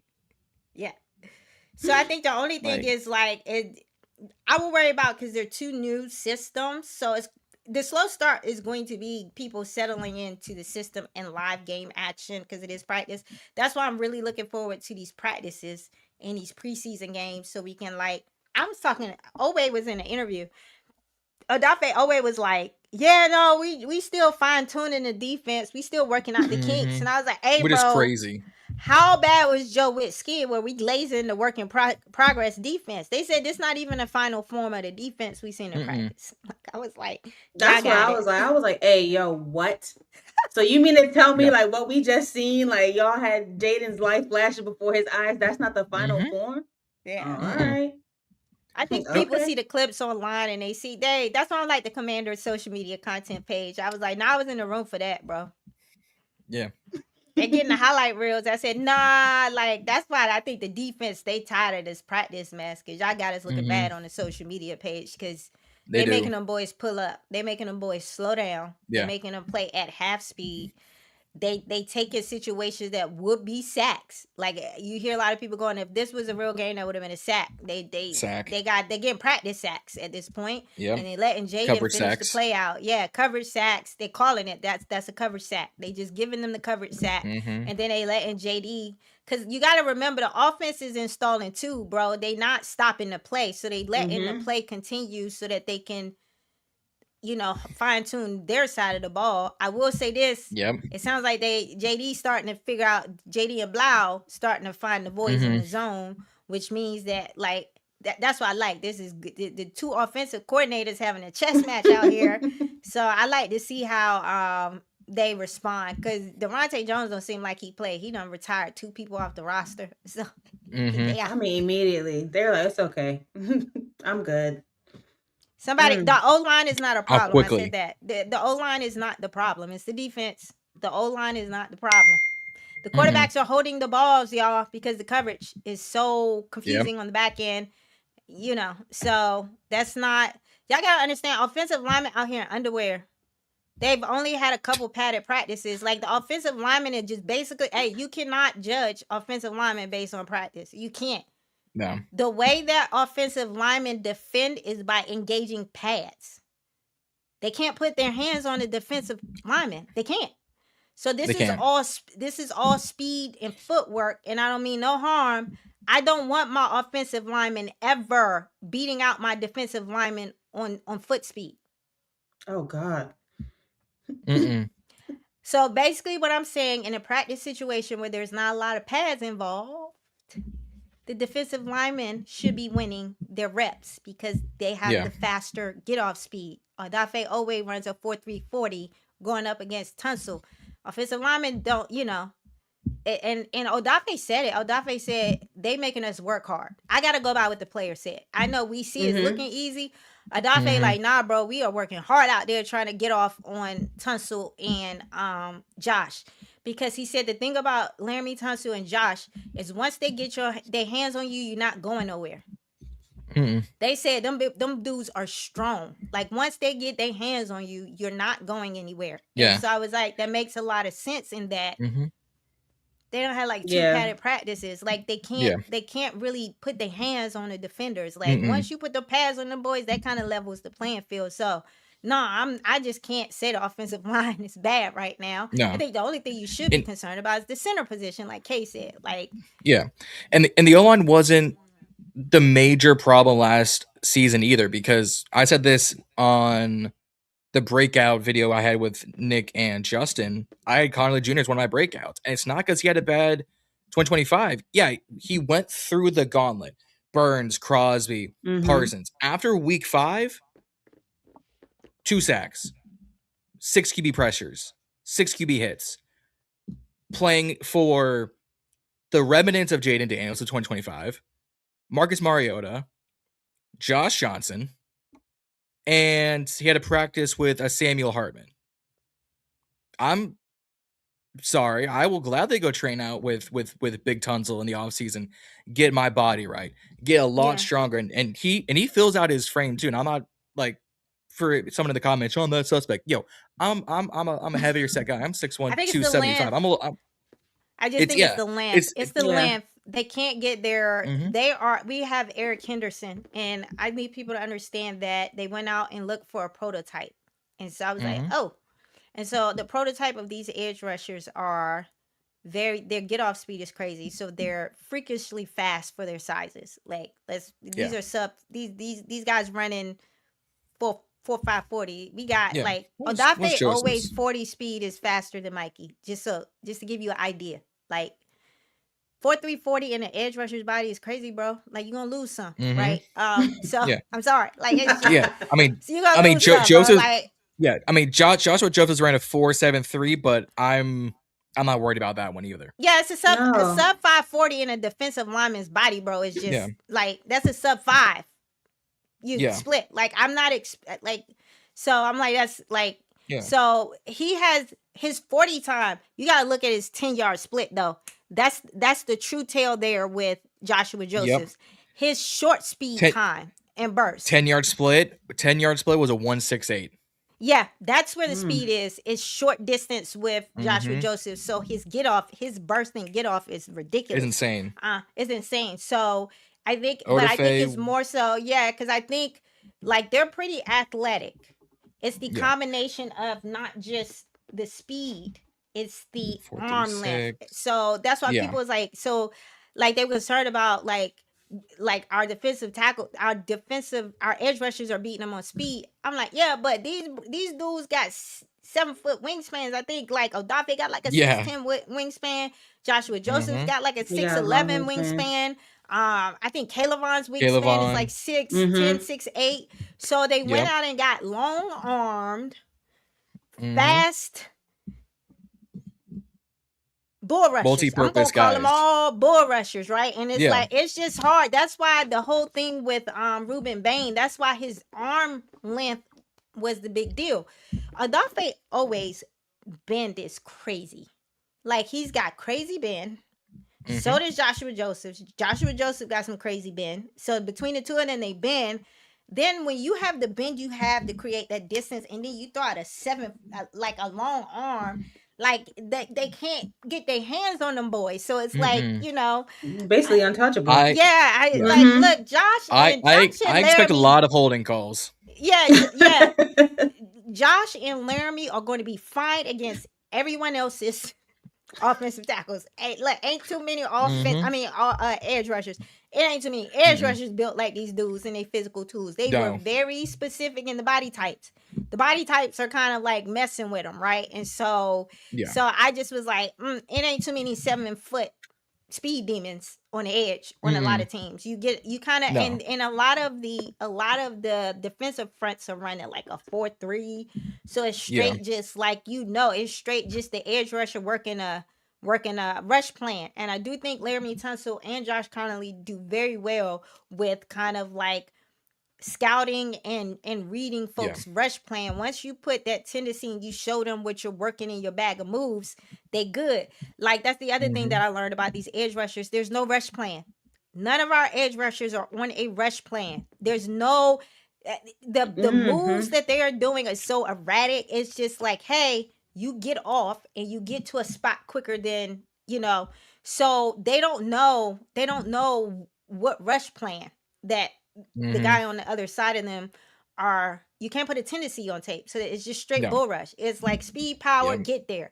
Because the way that he's scheming the interior linemen to kind of like, they do a heavy front. So they line up with everybody in every gap. So it's like, who coming? I don't know.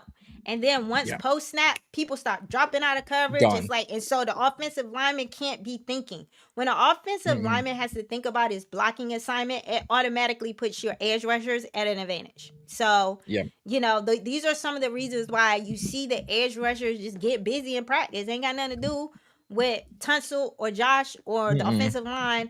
That's the scheme. And there's no other scheme that works like this other than the Vikings. So that's why I'm like, I'm good. Because if they are getting tuned up against this scheme, they're going to be fine against Jordan Davis and them boys. Like, so they'll be fine. There's only a couple edge rushers. I'm looking at the schedule real quick that I would be like, all right, I want to see these battles. It's Abdul Carter, Brian Burns, because they got Dex out of there, so we really need to see what they're going to do. It's going to be Myles Garrett over in Los Angeles week 9. Okay, that's a tough one. It's Myles Garrett. Will Anderson and Danielle Hunter in Houston week 14. And then I'll throw Joshua Hines-Allen at week 17 against Jacksonville.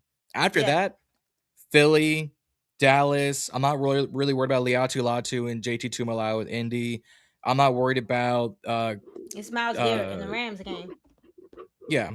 That's I'm not worried about Seattle. If Aaron Donald comes back. Aaron Donald comes back. I'm not worried about Nick Bosa because he can't stay healthy. I'm not worried about there were no edge rushers between Cincinnati, Arizona, and Tennessee. They don't got no edge rushers. Jalen Walker just tore his ACL for Atlanta, and that takes him out of the equation because they're not going to play James Pierce Jr. until he gets that bullshit figured out. Like, there's only probably 4 teams that have quality edge rushers. I'm gonna be like, okay, this is gonna be a good battle. After that, it's more interior guys or it's gonna be linebackers. And I would be more worried about back to the center position because I think it's more interior rush you need to be worried about with the offensive line more than anything with that center position. Because that's where these interior linemen getting paid, bro. Like it's the way the market is moving between the interior line and edge rushers, bro. Like, so I think, with Dallas running Dallas running the Fangio system, and Fangio running the Fangio system. You got 2 back-to-back weeks of the same defensive scheme. Honestly, if we being honest, they're gonna see the same defensive scheme for 2 weeks in a row. David Blough too smart. He gonna have that situation. Like that's I'm worried. Like Dallas should be worried running that Fangio system after we play the Fangio system. You think they're not gonna go in and make some tweaks and then be ready? Like seeing the same defense in back-to-back weeks, bro. And I think Vic Fangio got better hoopers in his system. So I don't think Dallas got the talent to really get that system off like that. But we'll see. No, Dallas has good pieces. I wouldn't say they have a good defense because Christian Parker is their new DC. Like, I like Overshown. I like Downs. I like Ezeraku. I like Savon Rebel. From what I've seen come out of Dallas practice between J Tuck, Can Fan, all my guys down there, it's very hit and miss with the defense. Whereas us, it's like mostly hit. They're gonna have a few, obviously, like few things like, oh, Mikey gets mossed, or Fred Davis doesn't do this, or safety doesn't look this. But other than that, it's like, oh no, defense just killed Jayden. Demon just picked off Mariota. I haven't heard too many about it. That's why people were freaking out, like, because y'all got to remember, early on in camp, the defense was dominating, and y'all was freaking out. And now the offense has seen it enough. They starting to figure get a rhythm in it and figure it out, catch on to it. Man, everybody playing out defense every week, y'all, where they go ahead at peg. Like, they're not. Like, y'all got to ignore practice. They running the same concepts over and over and over again, bro. Like, they installing the same. They know what they're looking at. Like, nobody, I like my defense up against somebody having to prepare for it a week in advance and seeing it one time. Because the way he going to change the looks, he going to change the personnel. It's going to look different every time you roll it out there. People going to be in the matrix. Like, what does this look? Like, this ain't the personnel you threw out there last time. Like, talking about a 4 safety look, he might throw out a 3 safety look in a different game. It's like, that's not what you put on tape the last time. So, I want to be honest about what is happening right now because it is practice in this camp, and DQ kind of hinting at this. The defense was a little bit ahead of the offense to the point where Devontae Jones starting to work on his packages. So he's moved on to create these sub packages with different personnel and groupings and things like that. They trying some things and they experimenting. So, and they're experimenting against first team offense. So Devontae Jones ain't playing. They done set these it is Marcus Mariota and JD. He said, I'm tired of my defense going up against this quarterback 3 situation. Right? So they do have some of the guys that was on the second and third string mixed in with the first string defense because he has sub packages where he may deploy some of these players and he's trying to figure out where they fit, right? So that's why you got to be careful about things coming out. Like, you can't. I see it. Can't take you it gotta all. know that's what practice is for. Practice is for them to try out players in certain spots that may not be good on the spot. So we trying you here today in practice. You got cooked in practice today, bro. So we definitely not putting you in there in the real game. So that's kind of what's going on with the defense right now. Yeah. So preseason can't come soon enough. Herman Rob said they not showing you nothing when them cameras rolling. They really aren't. The fact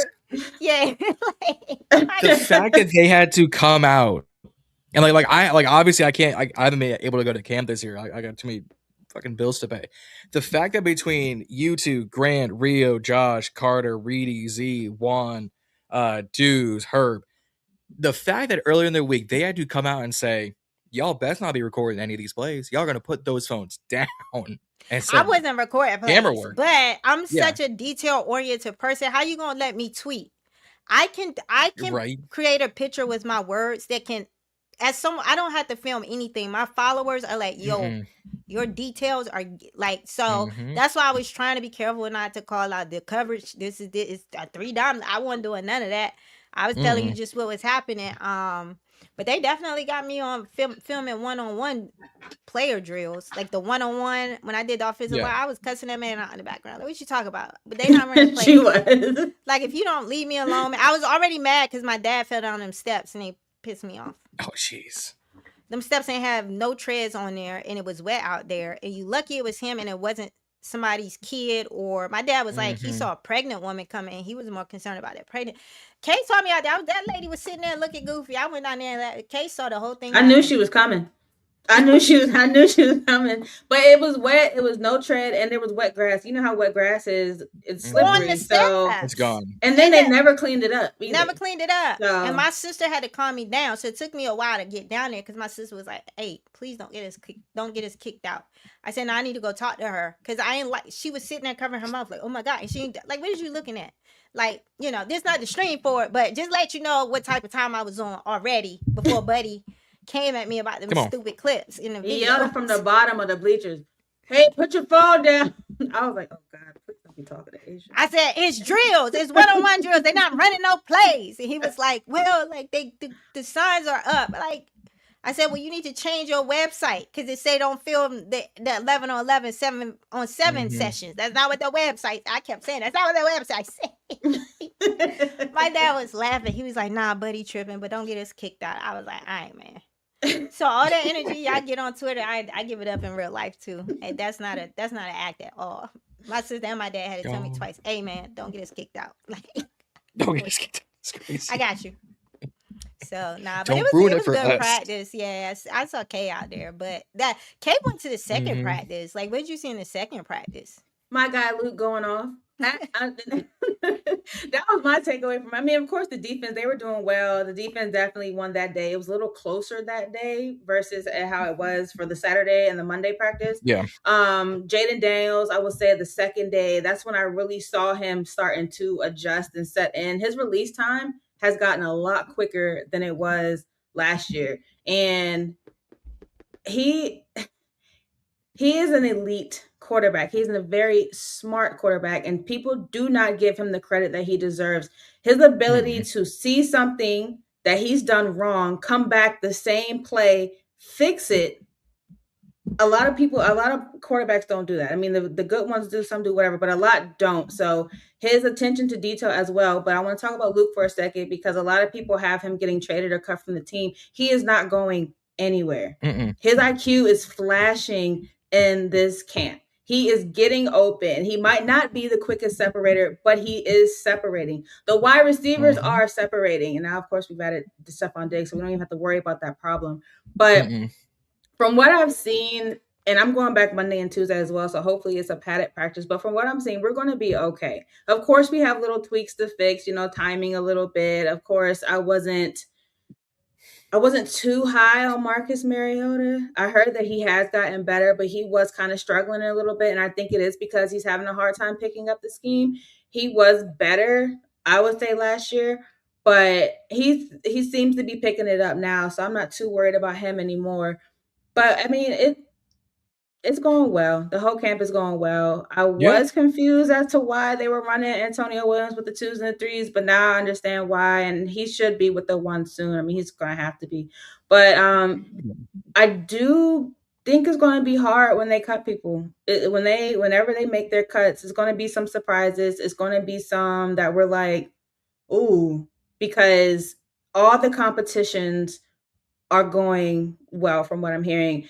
I'm also very high on the kicking competition. On Tuesday when I was there, Drew Stevens made all his kicks. He was 6 for 6. And Moody was, I think, 3 for 6. So I said it before, if I had to pick a kicker now going into the season, it would be Drew Stevens. And even, to be honest, I'm picking Drew Stevens to go into the season now. I'm curious to see how he's going to do in preseason as for everybody else. But the kicking competition, yes. Also, I had to take back my statement about Bill because Bill is getting busy. Bill has gotten bigger, but that did not slow him down. He is able to bust through the hole. He is able to catch. His hands are good.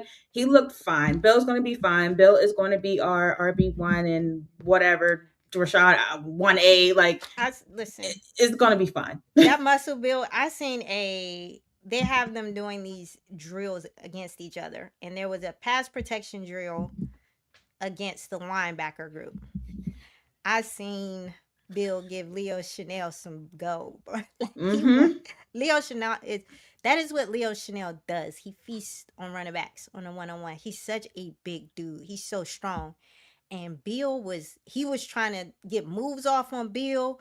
Bill was anchored down. Like, Bill is strong, y'all. That muscle is not just for show. Like, I'm impressed with what he came back and took all whatever the coaches told him. That's a different Bill, y'all. I'm telling y'all. Like, he running back one.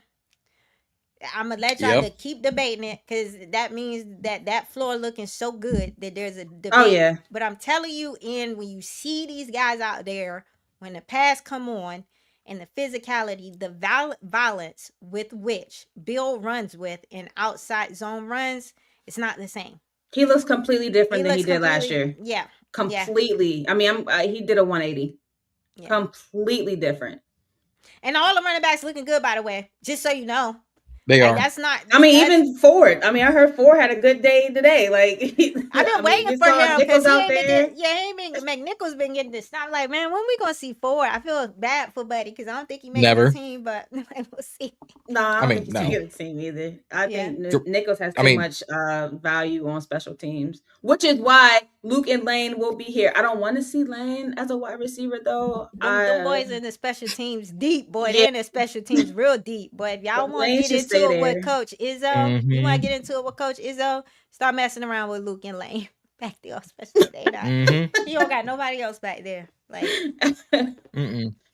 no one. Look, nah, but it's going well. This is probably the best camp that has been in a long time. It is. Yeah. I need a season to start though. Listen, I do need a season to start.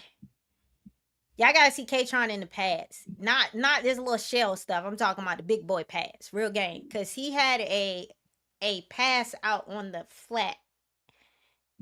And he went to go put his shoulders down. And I think if that was a live game rep, the DB would have been dead.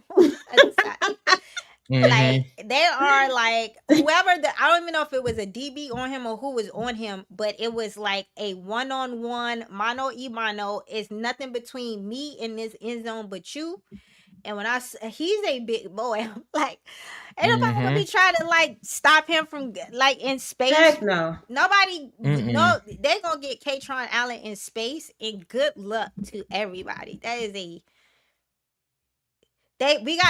they are short running backs, but they the contact balance in the group and the strength is crazy. I was like, this running back room looking nice. Yeah.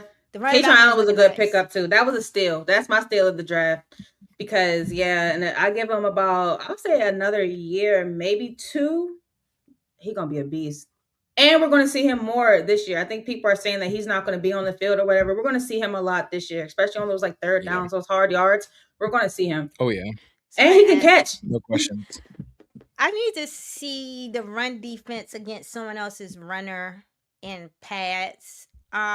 Joint practice. I can't. 11 on 11, 7 on 7. They got like pass personnel in there. They got mad pass rushers in there.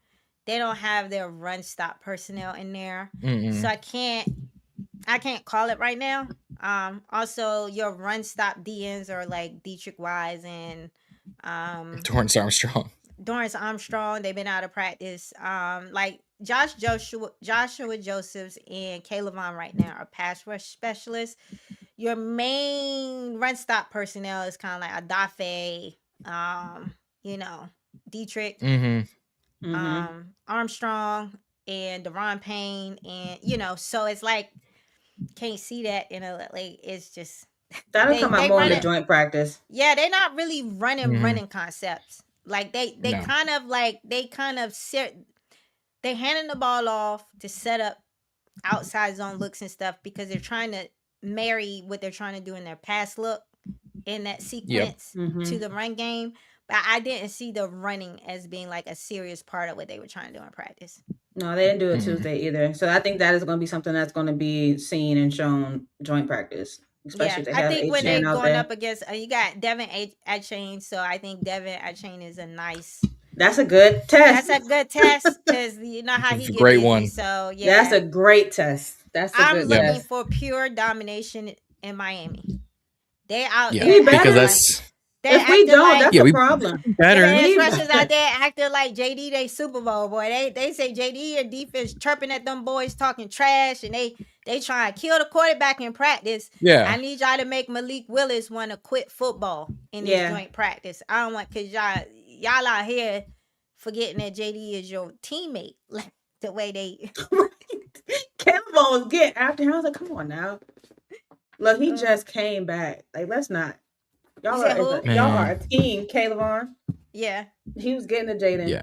I was like, Caleb, you on the same team now. Like, they got people talk about Nick Cross. Like, the day I was in there, first day of pads, they had Nick Cross parked in the post. They just put him in the post. Like, you stay back here. Like, I was going in there to see my guy get busy with the aggression.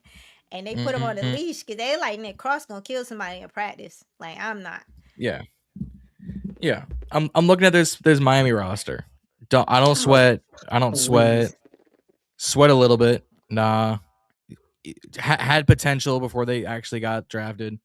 No. I like. No. Bust. Who. Our second team gonna take care of them. Yeah, no, I think I think y'all are very like because somebody was arguing with me. I was like, no, they mixing the second team defense with the first team defense. Yeah, Monte Jones don't play that. Like he challenges the guys deeper in the depth chart. That was a thing that Joe Witt only ran.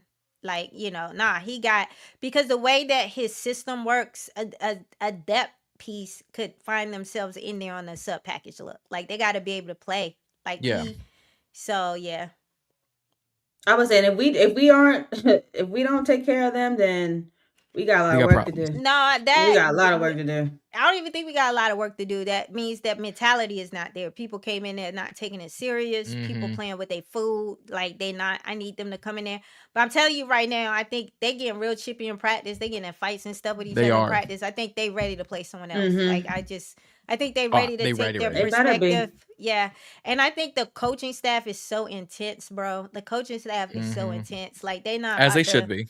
They're not letting anybody. I think they was just the last coaching staff was just too lackadaisical and not detail oriented between Joe Witt and Cliff. So I think the last coaching staff got comfortable after 2024 because we've all talked about it. They ran back the exact same roster and they added 2 depth guys. I remember correctly. They're like, oh yeah, we figured it out. Robbie Chosen sounds good. Chris Moore, you coming back? Anybody else? That's good. No, Cliff ain't had no intentions of passing that ball to anybody but Eckler, Ertz. And Terry. That's his scheme. He was like, I guess you give me what you give me, but I'm not scheming this up for nobody else. Like I'm scheming this up for who I'm scheming it up for. So for all the playmakers, and they all got hurt. Yeah, then they got hurt, and the coordinator playbook couldn't sustain the So I think they got so much diversity in the pass catching room, and I like what I saw in that. I like what I saw in that Blough would he would pull people from the second team reps and let them get some burn with the first, So they are not just sticking to you are running with the twos and you always running with the twos. The first, the ones get their reps in and then they start calling people up from the twos to mix in So Jayden is throwing to a lot of different people. I would say, Lawrence Cager. Didn't he get a pass from Jayden? Yeah, like beautiful pass too. Yeah, Lawrence Cager out there catching balls from JD. We would have never heard about that in Cliff's regime. So, we got a super chat in here. Yeah, one of y'all got a super chat from Jafar the Finest. Loving the content from you guys. This offseason has been a breath of fresh air, and I think this season will be exciting to watch. Yes, I agree. Yes, it is. It's been. Yes, it is. These coordinator coaching changes have been, like I said, like DQ, you only as good as your coaching staff, bro. And I don't think his first iteration of the coaching staff were it. So he's looking pretty good right now. I think he's doing a good job with his coaching staff. So they have all leveled up. So, I can't wait. Me either. Can we get some prediction? Can we get some? I'm ready to go over 10 wins. I'm ready to take the over on 10 wins. See, I had 9 at first. I'm gonna keep it safe. 9 at first. I'm gonna still say 9. I'm gonna still say 9. I'm gonna say 9. Yeah, I'm gonna go 9. Minimum 10. I want 10. I think I'm gonna go 9. Simply not because of the front end of our schedule, because of the back end. Like Cincinnati's offense, Tennessee's offense, Texans defense, Jaguars defense and offense. You end with the Cowboys, but then you got to start off with Seattle. Cincinnati, Philly, home game. A home game. That's a home game. Monday night. On Monday night, Jayden. On Monday night. Joe Burrow got such arm arrogance, and I think quarterbacks with arm arrogance plays right into this defense. When they're gonna bait him into some throws, and he's gonna. If he's still there, I think it's gonna be make sure he's healthy. Yeah, it's gonna be a high pick game for Joe Burrow. I like. And that's why I'm giving us the Cincinnati game, because I think it's a when you have like high offenses like that, like I think it boils down to the margins, and I think we're gonna win on the margins and the turnover margin. I had us winning that game. That was one of the ones I had us winning. Yeah. And you gotta account for the fluke game too. Like, I mean, we always, and not saying anything against us. It's always a fluke one. It's gonna be that's why I did that back end. I think it's gonna be maybe the Titans. I was concerned that Atlanta. I'm not concerned about Atlanta no more, because Atlanta at home and they lost that edge rusher and the quarterback situation looking funny. So, but I think that Titans game gonna be a tricky one, because they are under. I believe they are. They're looking good. The radar team, and I feel like he got him one in that quarterback. Listen, that young man is smart, and he's a professional. That ain't the Jackson Dart situation over there. And that wide receiver room looking nice. They got them a slot weapon, and they got a nice little Z. So I'm not sleeping on the Titans. And those coaches know how to play. Like Robert Saleh and Ryan Daboll as coordinators, they are fantastic coordinators. And put them together. Yes. Oh yeah. Arizona got weaponry on offense. Yeah. I said no. Yes, they got explosive weaponry on offense. I don't care if it's just quarterback. They got two of the most arm arrogant quarterbacks on that team between Carson Beck and Jacoby Brissett. Jacoby Brissett gonna air that thing out. Like, he stresses defenses. Like, he don't be winning no games, but he be having defenses have to play. You gotta play him. Like, I saw Slovis was throwing the ball last night. Like, they was having a scheme against him. Like, Seattle Seahawks was dropping edge rushes in the coverage and stuff. They was on they had their head on a swivel in that matchup. So I'm not sleeping on Arizona either. Yeah. No. I feel better about Arizona because their defense, they can't stay healthy either. Like, they keep losing a first 4 draft pick to injury. Walter Nolan last year. This year was Caleb Proctor was hurt, because I had high hopes for Proctor. Like, that defense can't stay healthy. Darius Robinson, I liked coming out of the year 2024, couldn't stay healthy. Like, I'm not, like, it's Budda Baker, Will Johnson, and then company. Yeah, and I think somebody said the Jaguars too. Hey man, Liam Cohen is one of them ones with the pen. Yeah, so that's Travis Hunter. Hoopers. He got some hoopers over there in the Parker Washington, Bashal 2 in. We'll see what Brian Thomas does. If Brian Thomas has another week, first 8 games before they get to their bye week, Thomas might be out of Jacksonville. Because I had this conversation with, I don't know if it was Dulla. I don't know if it was when I had Dalton on for college football wise. I forget what the conversation was. I don't think BTJ fits that Liam Cohen system. That wasn't a Cohen guy. He leverages a lot of in between the numbers. He feels like a pure boundary, and I don't know. I'm with you. I have to see it, but like them. He like slot Z guys. You got to be able to play. It's kind of like David Blough. Washington. It's the same thing with David Blough. Yeah. David Blough be working. I'm not gonna get nothing away, but I see what parts of the field he's trying to attack, and you don't need a lot of boundary options. So you need to use somebody with a release package and a sudden separator and some moves. That's what you need in Liam Cohen's scheme. So, but we have that now. Terry, Diggs, and Tone. Yeah, that's it. That just sounds good. 17, 18, 14. Somebody said BTJ for insurance, or that's too toxic right now. Honestly, if this wide receiver now we get greedy, y'all. Let's just go on and like this is that biblical greed they talking about. Yeah. Hey, look, man. That's when the football gods start to like punish you for your greed. We gotta not be so we gotta greedy. stay humble. We gotta stay humble. We gotta stay humble. So like, come on now. Oh, what is this?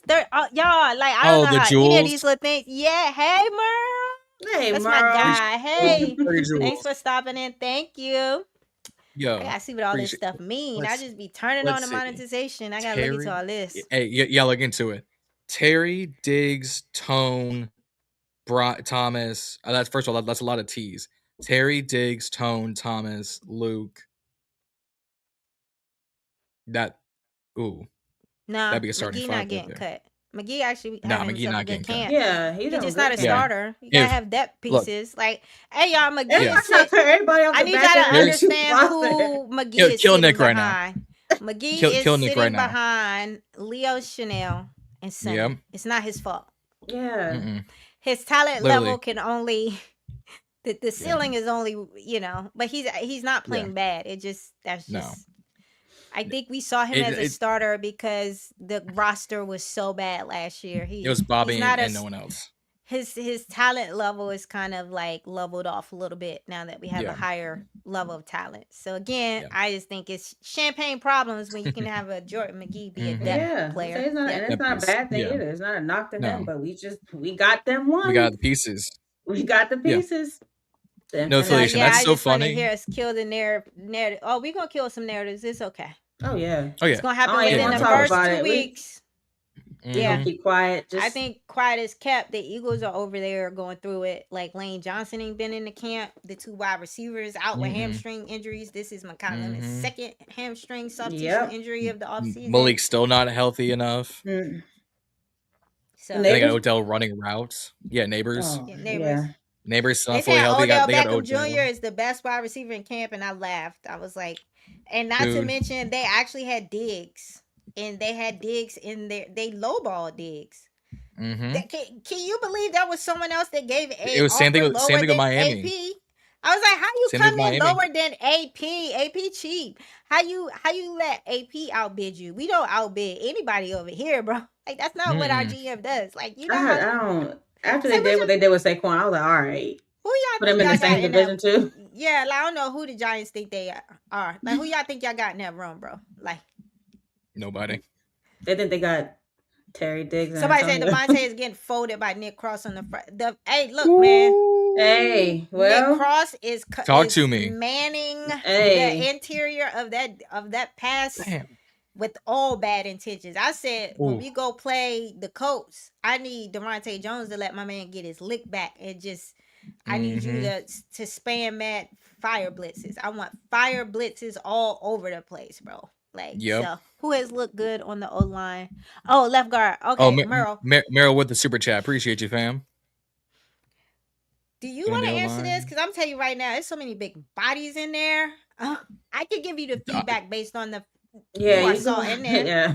And they Coleman is getting a lot of the snaps, but it's still DQ said we still far away from deciding there. So which is crazy because it's already August 7th.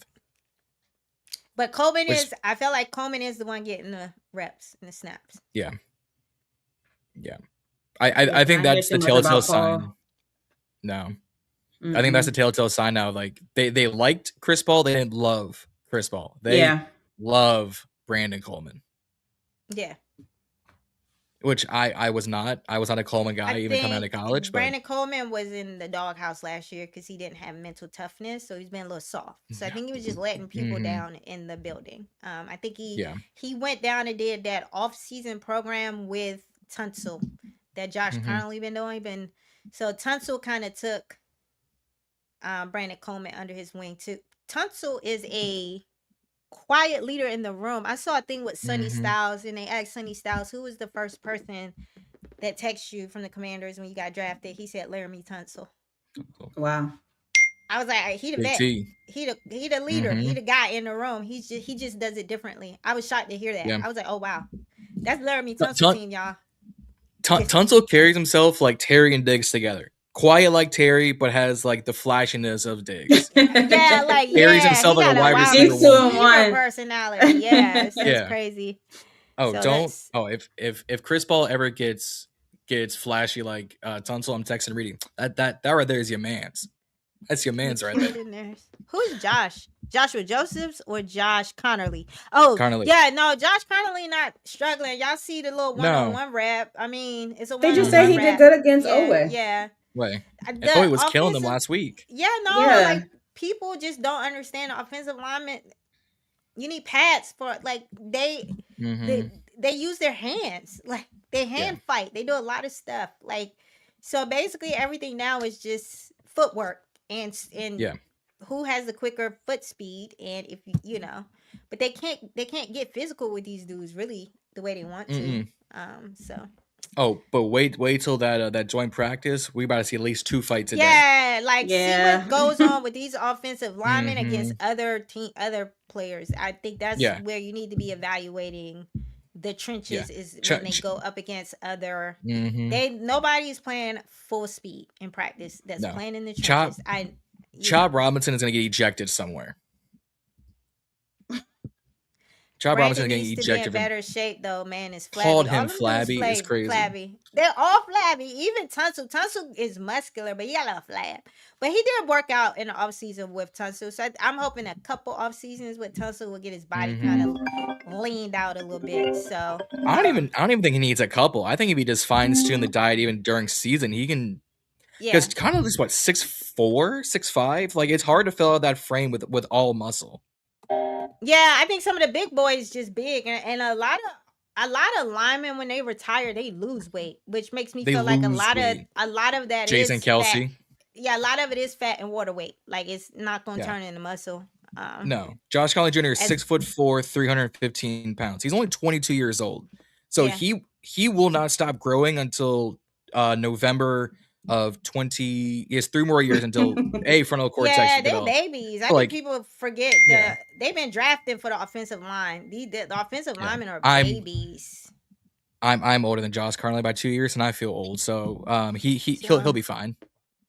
Outside of center with room. Yeah. No, I gotta jump off. Yeah, we might need to wrap it up too. It's getting close to 2 hours. Yeah. But outside of center, what room on this team still needs to be addressed? I gotta jump off. So.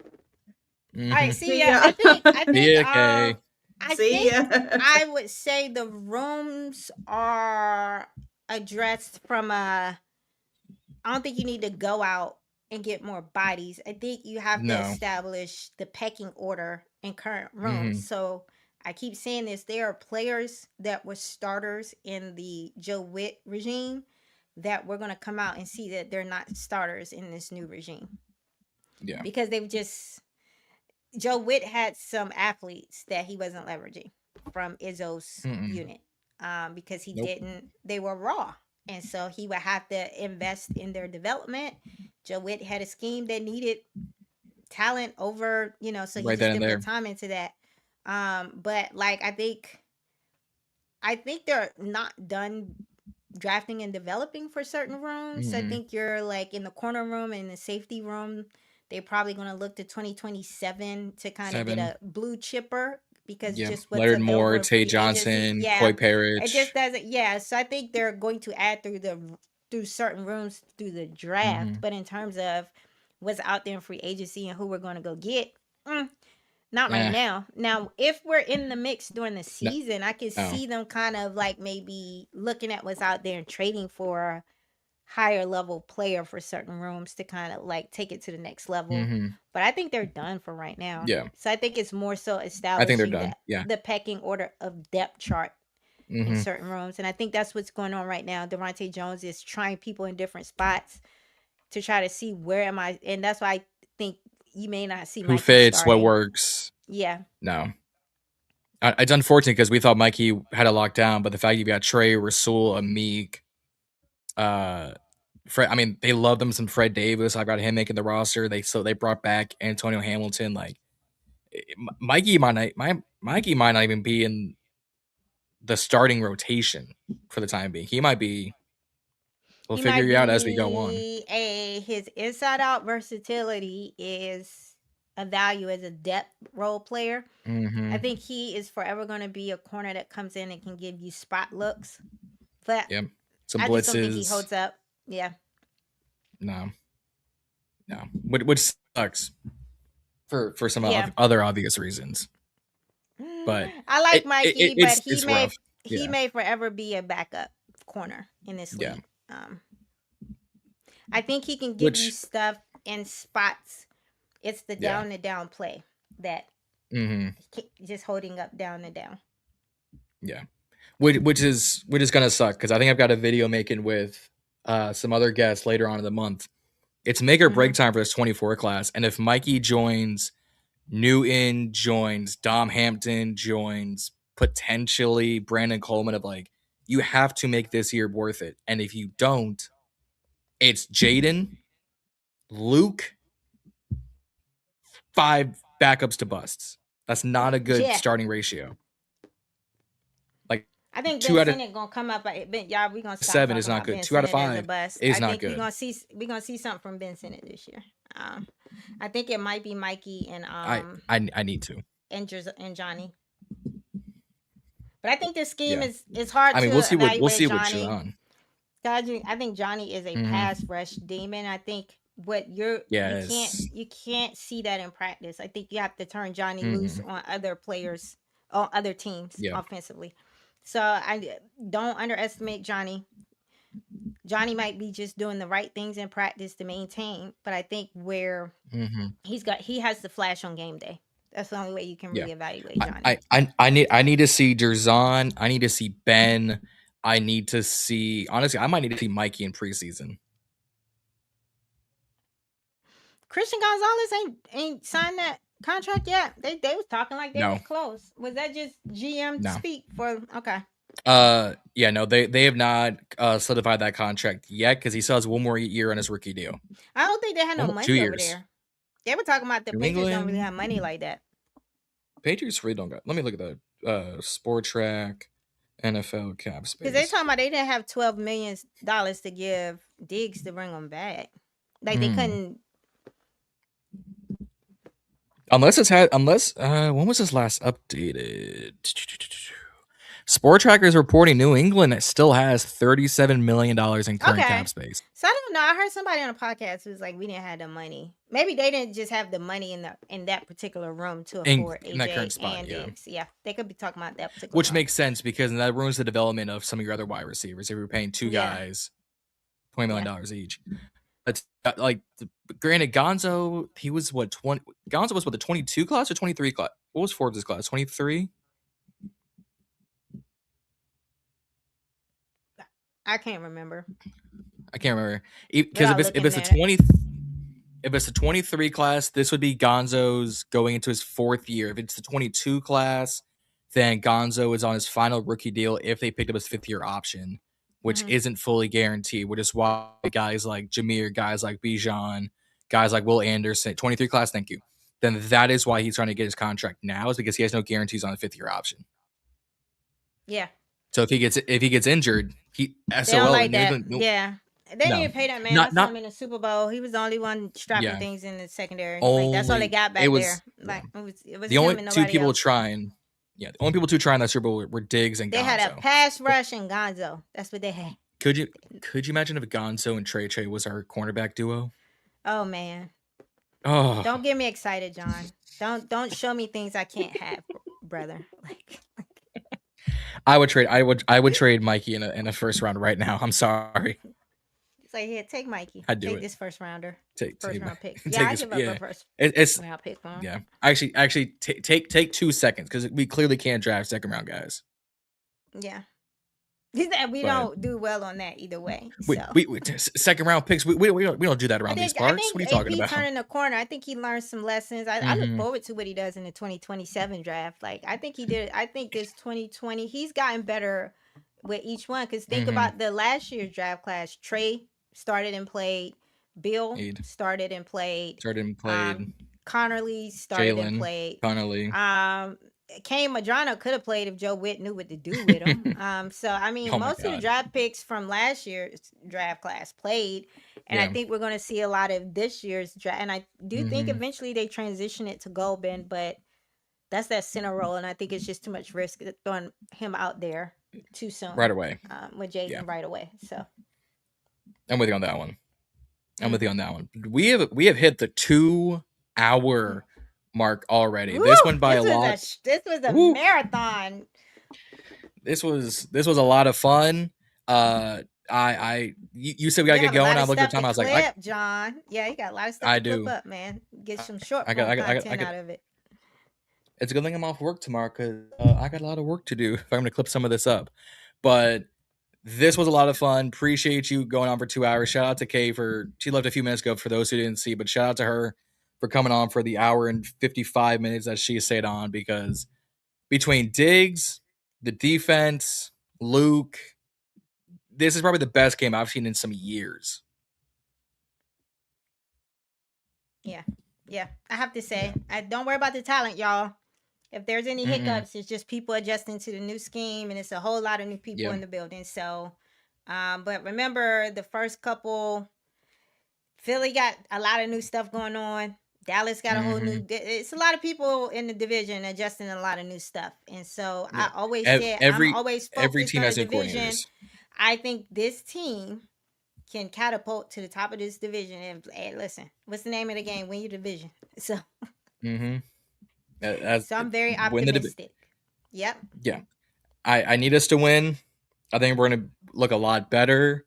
Look.